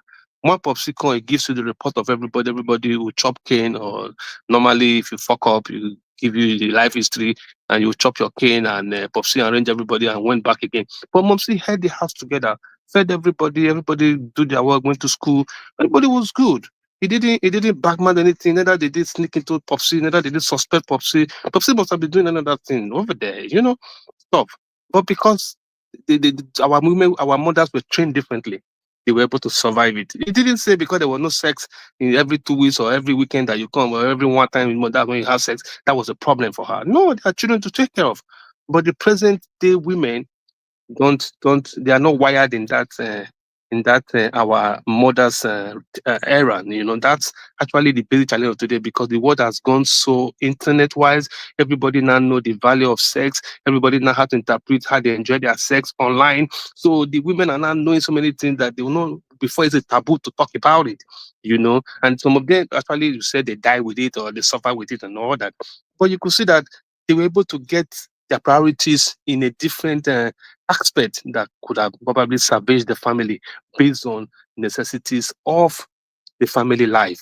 That's actually the problem. Most of the time, it is events that were not planned for that causes this loneliness, this lone life, and this separation of love, and this making your wife to manage you and all that. Those are ways that come out because of certain things that happen along the line of the family situation. So left for me, it's true. If you manage me, then I'll probably have my exit door quickly and check out, because I can't be managed now. I'm too competent to be managed. You understand? If a woman tell me is managing me, man, it's not possible, because I pay the bills. In my life, I don't think I have ever taken one copper from a woman. So somebody cannot manage me at that level. I have the capacity not to be managed. So if I hear that thing from any woman, that woman does not exist in the first place anyway.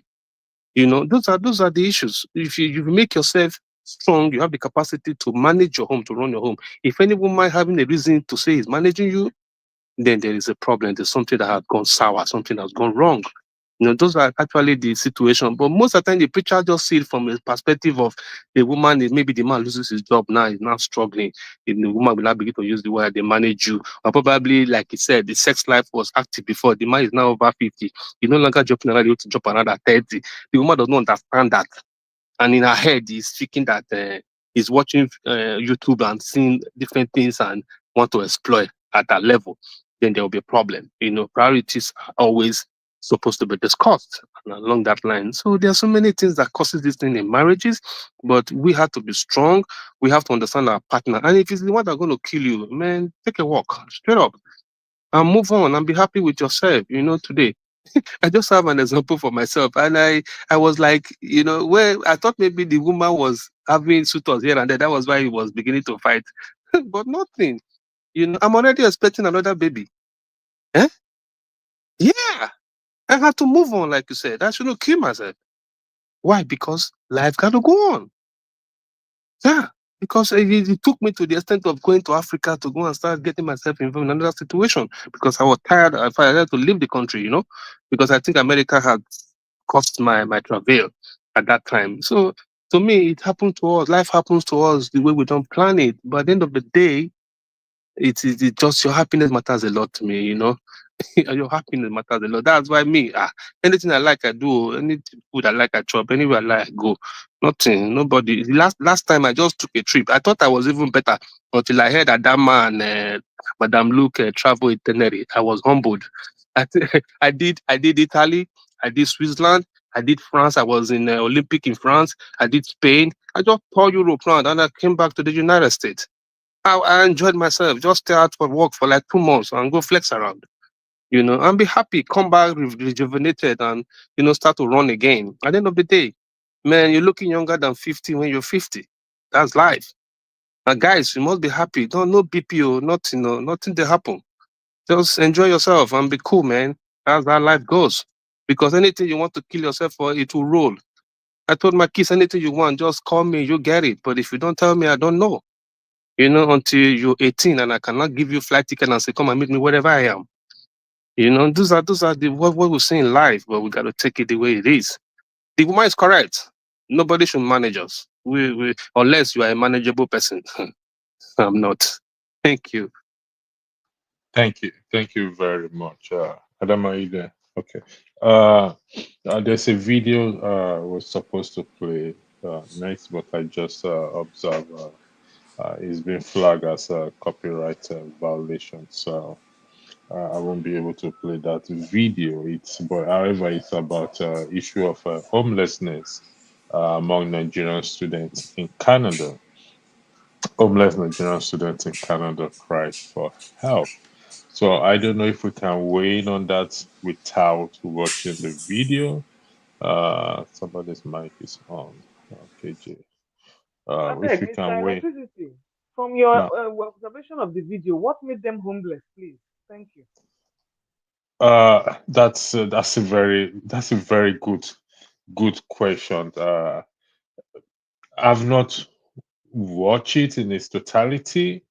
Let me just see if I can get more information on it. I've not watched it in totality, but let's go That by that the that argument. means that means the person who owns it didn't Yeah, he put didn't a give permission. copyright It's on it. Mr. Yeah. Fantastic. It just got flagged now. So because normally I try these videos before I play them. So I just tried it now and it just got flagged. So I can't play it or else the channel will be blocked. It was blocked sometime last week, so I can't do that now. So let's do it this way. We will just do a recap or like it's a good question you ask. Why would they be homeless or what makes them to be homeless? In my opinion, probably would go for maybe they are able to afford their rent again. Like we said earlier, miscalculation. No good feasibility studies as to what will happen if I don't get a job. What happens if my sponsor stop paying my my school fees? What's the recourse? Can I get government help? that'll be my own argument in respect to them being homeless. It's just like here when people are homeless, you see that by most of the time by drug abuse or failed relationship, or they don't want to pay their rent. There's so many reasons, but mostly because of their drug abuse. So, but in this case, these are Nigerian students that are homeless in Canada. So I don't know if you have opinion on that, but if we don't, then we'll just do a recap and we just until Adama comes. I think she has something to I attend to. am electricity. I'm sorry, I was on the phone with the pharmacist. Please, No, it's all um, right. are you playing the video in regards to the homeless? No, the Mr. Fantastic video has a copyright violation on it. Sorry, I just observed that now. It's been flagged, so I can't Okay, play it. it's been Oh, okay. Yeah, Well, okay. sorry about that. But I think people have seen the video about the homeless Canadian students in Canada. And another issue I wanted us to talk about is the homeless are people, a lot of them who are homeless here in the diaspora. Electricity, that was our next topic, right? Yes, Could maybe you we could just you make it a general. Let's make it a general thing could you for could you yeah could homeless. you highlight the topic of that video, Okay, please? all right. Just give me 1 second, please. Just keep talking. I'll highlight it. Mm-hmm. So that is what I would like us to weigh in on is like, why do we have so many of our Africans here in the diaspora who are homeless? That is my question, and I'll pose that question to Mr. Obe.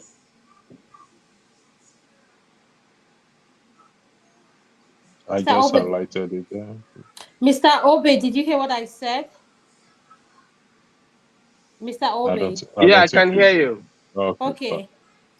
I said, why do we have so many homeless Nigerian students in Canada slash here slash in the diaspora? Like, we have a lot of our people who are homeless in the diaspora. Why do you think why is that happening so much lately? I think it's the parental. It mostly tied to parents or their guardians back home, because the man just got a contract from Shell PB. He made about 50 million or 20 million or 10 million. He just begin to rearrange the situation. No, you got to go to school in London. You got to go to school in Ukraine.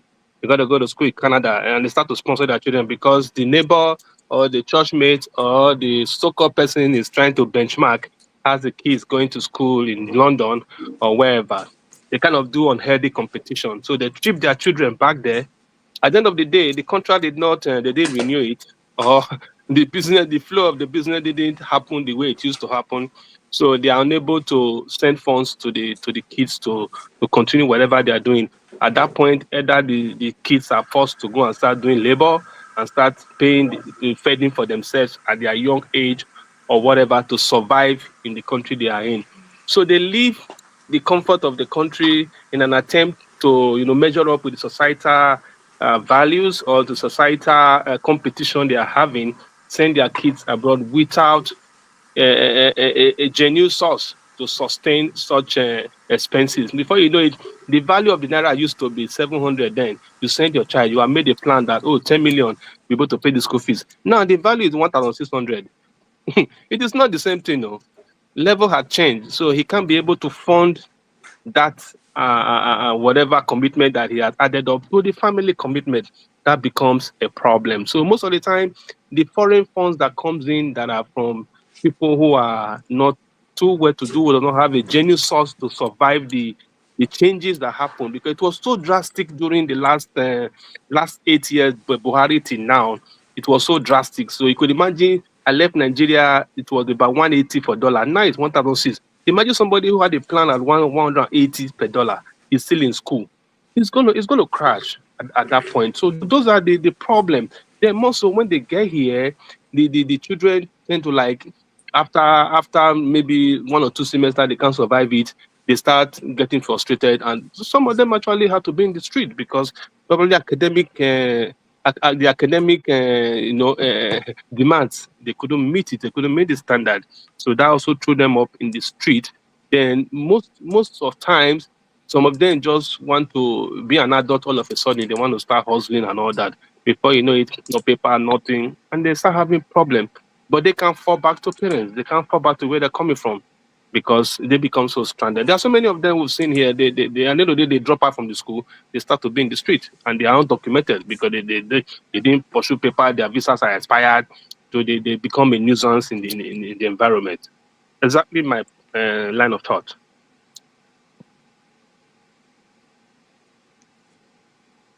Yeah, thank you very much, Mr. Obi. I'll come to you, Madam Luke, if you're there before I go to KJ. Okay, KJ, Madam Luke is not there. KJ, are you there? Oh, I'm here. I'm here. I just want to Oh, write okay. it down. All right, go ahead, please. We just talk about homelessness generally among diaspora students. We're focusing on the students, even not just students, because some people, like earlier, they come as visiting and they end up overstaying their visits without calculation, nothing to fall back on. They can't get money from the system. They lost their job. They are not entitled to benefits. This situation often makes them to become homeless. What do you have to say in that, please? Well, the speaker before me just about captured everything. And in just a summary, I just think the students have hit a stroke of bad luck. Bad luck. You know, when you leave the, like you said, you leave the country, Nigeria, motherland, and think you're going to get um, better opportunities out there, and then you come back all of a sudden, your dollar rate to Nigeria, the naira rate is 1.6, 1.7. You know, that is why I always love to listen to Kemi Badenoch. Nigeria destroys lives. Nigeria destroys lives. When you are in Nigeria, you can't go to school. You leave the country, you can't go to school. Nigeria, you are homeless. You come to the diaspora, you are homeless. So you see, whatever is going on in the motherland is affecting us all in the diaspora because of bad planning, bad financial management, lack of economic stability. Lack of economic stability. And that is why these children are suffering. So I would chalk it up to lack of economic stability from the motherland. And that is all there is to it. Whether the parents are planning well or they're not planning well, don't matter. Nigeria's economy is very unstable. Like Davido says, it's in shambles. And that is why you have people that are homeless in the diaspora. Thank you. Thank you very much. You said something that resonates with me that I've often echoed. Whatever is happening back at home, it's affecting us here directly or indirectly, which is the truth, the whole truth, and nothing but the truth. I don't have Mr. Obi here, nor KJ. I don't know if they are back, if they're hearing me. Adama equally is not here as well too. So, on this note, Madam, look, let me just circle back again to the earlier discussion about giving this I'm false here. I'm narrative. here. I don't know. You didn't Oh, call me. I'm here. oh, sorry. I thought you're I not was back here yet. too. No, Mr. Obi, I called you earlier. I can defend No, that. go ahead. You can go. You can go that. You can go to him. Yeah, I'll come back to me. okay. All right, Mr. Obi. We're talking about the Nigerians, homelessness Nigerians in the diaspora, not just students, just in general, those who miscalculate. They came here on a student visa or on a visiting visa with intention not to return, not knowing what the system is like, and they find themselves in that situation and they became homeless. So we wait on that, please. Thank you, Mr. Obi. Yeah, I think it's the same thing with the student situation. Is lack of planning, lack of setting up priorities on time, and living a false life. Many of them that get stranded here, go and check their beginning. They must have, made the mistake at the initial stage of incoming into the new situation. When you come to a new society like this, you don't just jump into decision or follow the bandwagon of what people are saying. You need to check where you're coming from, make your calculations, and take decisions that are thoughtfully, put out there before you click on them. There was somebody I met at the work 3 days ago. He was just crying to me that she had about 130 something dollars in her investment in the capital market. And the thing that as of today was $28. Oh my God. I looked at her and I said, "Oh my dear." So you had that Nigerian mentality of when you have 100,000, you go and buy stock. I said, "No, well, I was a stock manager for 7 years in Nigeria, so I understand how the capital market work. You don't run capital market with 20,000, with 10,000, with 5,000. You're not going to make money. You're going to buy investment for your children to inherit. Those are what those money does. The people that run capital market are those that bring in 100 million and take only 2 naira or $2 or $3 or $5 profit or markup on top and sell out on you. That's why that business runs. So not you that are buying couple penny. Those are stock left for 50 years, 20 years, 30 years. That is how it works. So that mentality of the thing grow before it can go down. Say no, when it's growing, you will not sell now.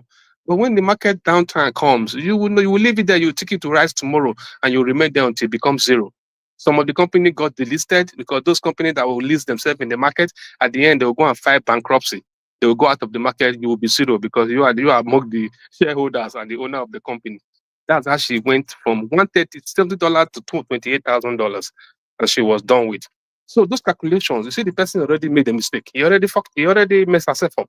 He was keeping the money for down payment for a property. He couldn't achieve it again. Why? Because of that error that she has made, or because of bad decisions. So those are exactly what happened. You must study the environment that you just came into. You just came into America 7 years ago, 10 years ago, 8 years ago. You don't understand the system. Don't think you'll be reading books. You have to be inside and exist. You have to exist. You have to go to the market. You have to read. You have to understand what works here. Not Nigerian mentality of buying First Bank or buying Oando or buying Dangote Cement. I said, no. Excuse me, Thank Mr. you. Thank Obe. you. Mr. Obe, wait a minute, Adama. Go ahead. Do you realize that we're talking about homeless students? Okay, Homeless children or homeless people that come in here? Yes, homeless students. They're home, and he said to some extent, There are homeless students who came to Nigerians study in Canada in and Canada and unfortunately became found homeless. themselves No. homeless. He just asked a different question now. We've done that already. No, Mr. Obe, it's about homelessness. Homelessness, and not just children. I'm talking about when somebody made bad decision, they got broke, then he now becomes homeless. That was what I was coming from. That Do In we the homelessness diaspora. comes a bad decision. because Nigerians that I know, maybe that you see the Nigerians in this America here, it's hard to find one that is homeless. Me, I don't know. Yeah, there plenty. Nigerians, they will do anything, eh? Even if it means looking for one 80-year-old woman to go and live with. I don't know, maybe because of where I am, I don't know any Nigerian community. We have a lot of community outreach. There are none of our brothers or sisters that are homeless here. They will find a way. That's all I have to say. Sorry, Tama, you there? Do you want me to weigh in on that? Okay. Madam, look, to a point, you're right, but I have met someone who, was in the brink of being I say go homeless. ahead, Andrew. You can. Oh, Sorry thank about you. that. Yeah, so, and it's rare, to be honest, it's rare for you to find a Nigerian person homeless because we find a way around it. But in all honesty, some are just And few. really true. And even if it is that way, it's only a temporary situation. By the time they become homeless, they will find themselves back in Nigeria. Nigeria, no, they play that kind of for here. Yeah. I'll give you a life story. When I met, I saw met someone who was at the brink. The person was at the brink of being homeless with the situation, and it's I'll use it to emphasize this issue of having that feasibility study again, particularly within couples that you send one spouse come ahead and from the other, or the woman comes ahead from the other. You leaving her open to anything where the funds are not coming in. She's going to do what she needs to do to survive at that point or return back home. And we know most of us, we don't like returning back home because home really is not a place we look forward going back to.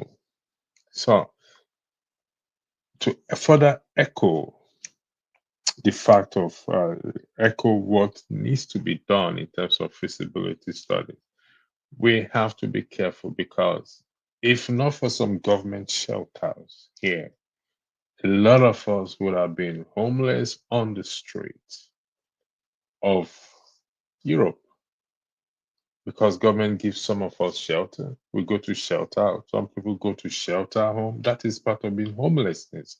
You don't see them on the streets per se, but they are in shelter homes or whatever they call them.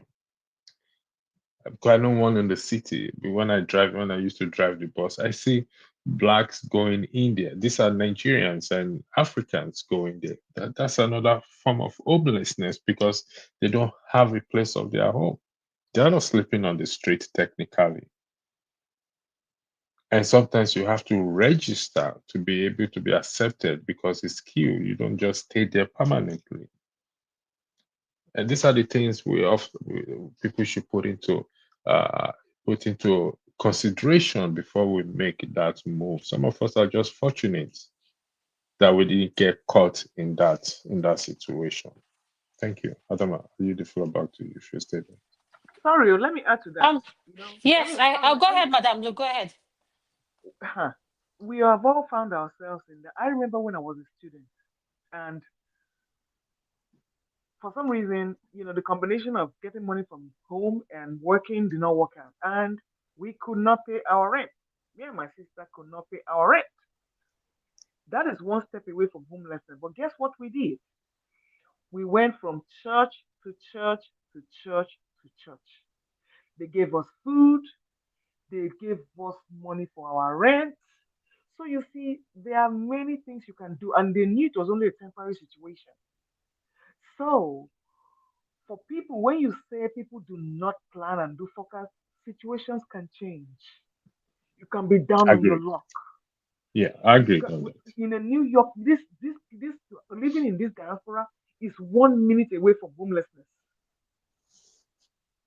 You can lose everything you have in 1 second.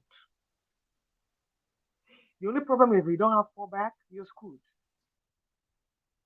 So you just have, and they give us a lot of food, canned food. So you just need to know how to go instead of sinking down in depression. You need to go know where to reach out for. There are places where they say food bank, bread, bread, free. Yeah, food bank.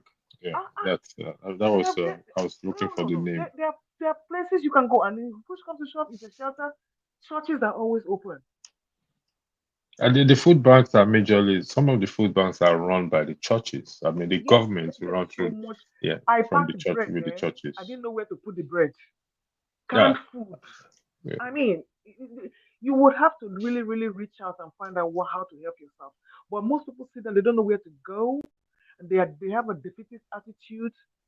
The only thing I couldn't do then was Madam Lu, do you think they don't know where to go, they or they don't know. just do They not don't want know. to make that research or put They that don't effort know. to And if ask? they don't know, and they don't want anybody to know, Okay. so they are hiding because of pride. They are hiding because of pride. That's why I always tell people this lack of contentment, of humility, it has brought a lot of Nigerians down in this country. The fact that you are down here today doesn't mean you're going to be stay down forever. Yeah. But you got to pick yourself up. First thing, go to the church. And this was a church that we are not even members. We just went down the street and entered there. They just wrote us a check straight to the apartment complex. We have never attended that church one day. And that was how we were able to survive for 3 months. Thank you. Yeah, Adama, the final word is for you. KJ is not there, so the final word is for you. Then we'll round up. Are you there, Adama? You're Yes, muted. It's is just this KJ. our final submission?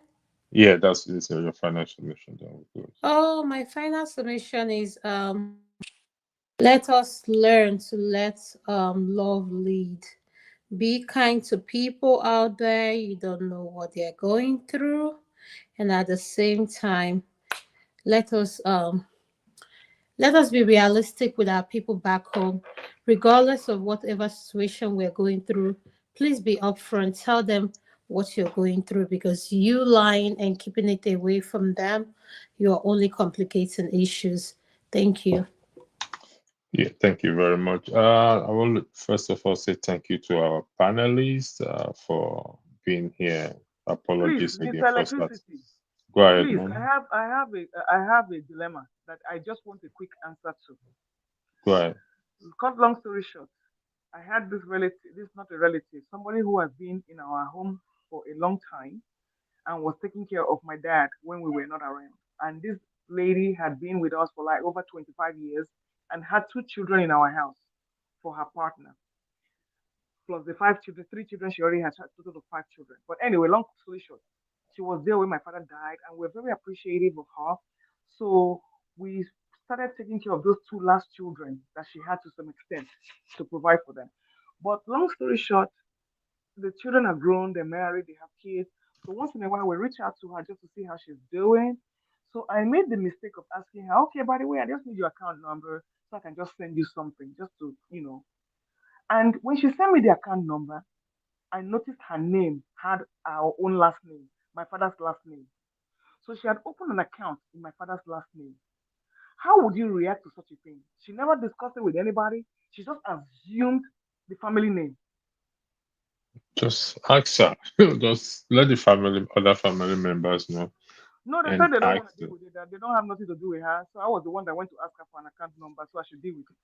Yeah, the reason why I said you should ask is that is just an account number. You don't know what other thing may have gone. She may have used that name for or acquire with that name. No, what did you say But I should do again? What did you say? I mean, she opened an account number with your father's last name, Correct. And she's not related to us. and she's not related. How will the bank open the account for her? What document did she use to This open is that Nigeria. account? This is Okay, Nigeria. that is the more reason why I feel, in my opinion, to have a I don't know how to put it, a mature conversation with her that, oh, you're shocked or you're surprised that your name, the name. She should be able to explain, but you can But decide to do. but Go ahead. after I asked her that, she never returned my call and she never returned my messages. She just Okay, so ghosted me. something is not right there now. She say so. If you want to take it upon yourself, you can investigate further to know if there's nothing more beyond. I mean, beyond beside that account number only. So that is just. But if you feel there's nothing to be lost or anything, everything is okay, then you can just disregard it and So don't. yeah, Since she doesn't I'm want to just communicate again, then you yeah, don't I'm have just to gonna communicate disregard with it her. because I live here, they live there, and I don't know how long it's been going on. So I'm not gonna be in any position to do what I need to do. No crime has been committed. Nobody has called me to say anything happened. But I Mm-hmm. just found it odd that anybody can open an account with your name without verification, and you can just assume That's anything. very strange. That's very Yeah, weird, to be yeah. honest. Okay, I don't thank know, you. Madam KJ. Luke, I Madam I Luke, don't know. Yes. your last listing is the best option here. Since no one has complained. In Nigeria, you can go open an account with my name as long as the document you presented are your documents, not mine. But even at that, it's not too much to open an account in Nigeria. Don't verify those things, especially the locality where she may be. But if your document, your landed property or any of those ones are not are in her hands, then that's a difficult thing. If not, she has already helped you to cut her off. So even if you wanted to give her money, Exactly. That There's way no you can point save your taking. money for yourself. Yeah. Exactly. So, Oh no, I just forgot that. I just forgot that area. I'm not even going there. so yeah, you just move on because many more things you want to do with your time and this that are going to look for Thank all you. that. I People appreciate are it. like that. Some of them, when they stay with your old parents, they want to assume. In fact, they even go. There's a friend of mine who told me a story.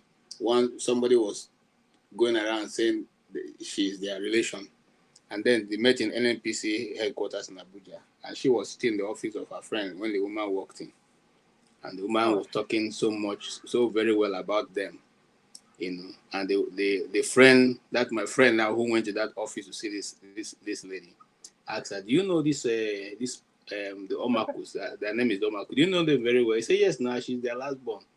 He said, Hey. you know them very well? I say, yes. You know them very well? I say, The way she responded. yes, she responded in affirmative that she knows them very well. Even called You the know what? elder brother This and all is that. this is how people sell people's land.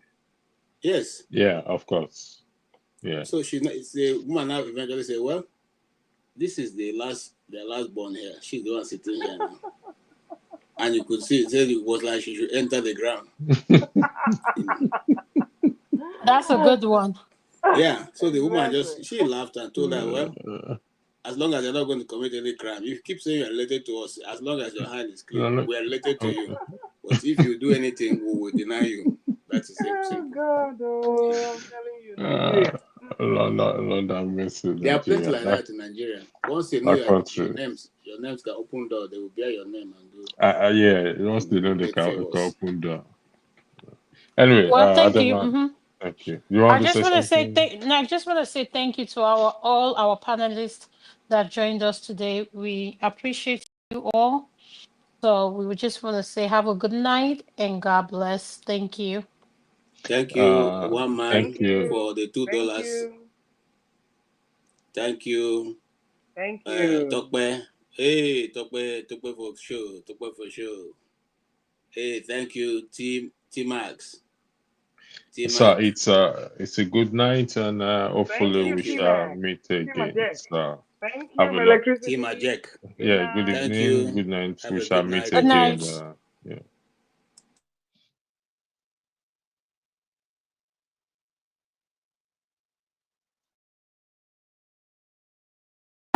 Thank you so much for watching. Thank you. Have you subscribed? Yes, you. Have you subscribed? You. Yeah. Before you go, click. It's free. Click. Just that's it. Have you subscribed? You are laughing. Have you subscribed? Have you subscribed? Thank you. Thank you. Thank you. Hey, madam. Thank you so much. I can see you. I can see you. We have to get to 100,000 subscribers. By the end of the year, how are we going to do that if you don't subscribe? Yes, you. Yes, you're about to click off. Why? Have you subscribed? It's free. If you don't, ask your son, ask your daughter how to. Just one click. Thank you. Thank you. I see you. Aha. Thank you very much. Thank you very much. I'll see you tomorrow.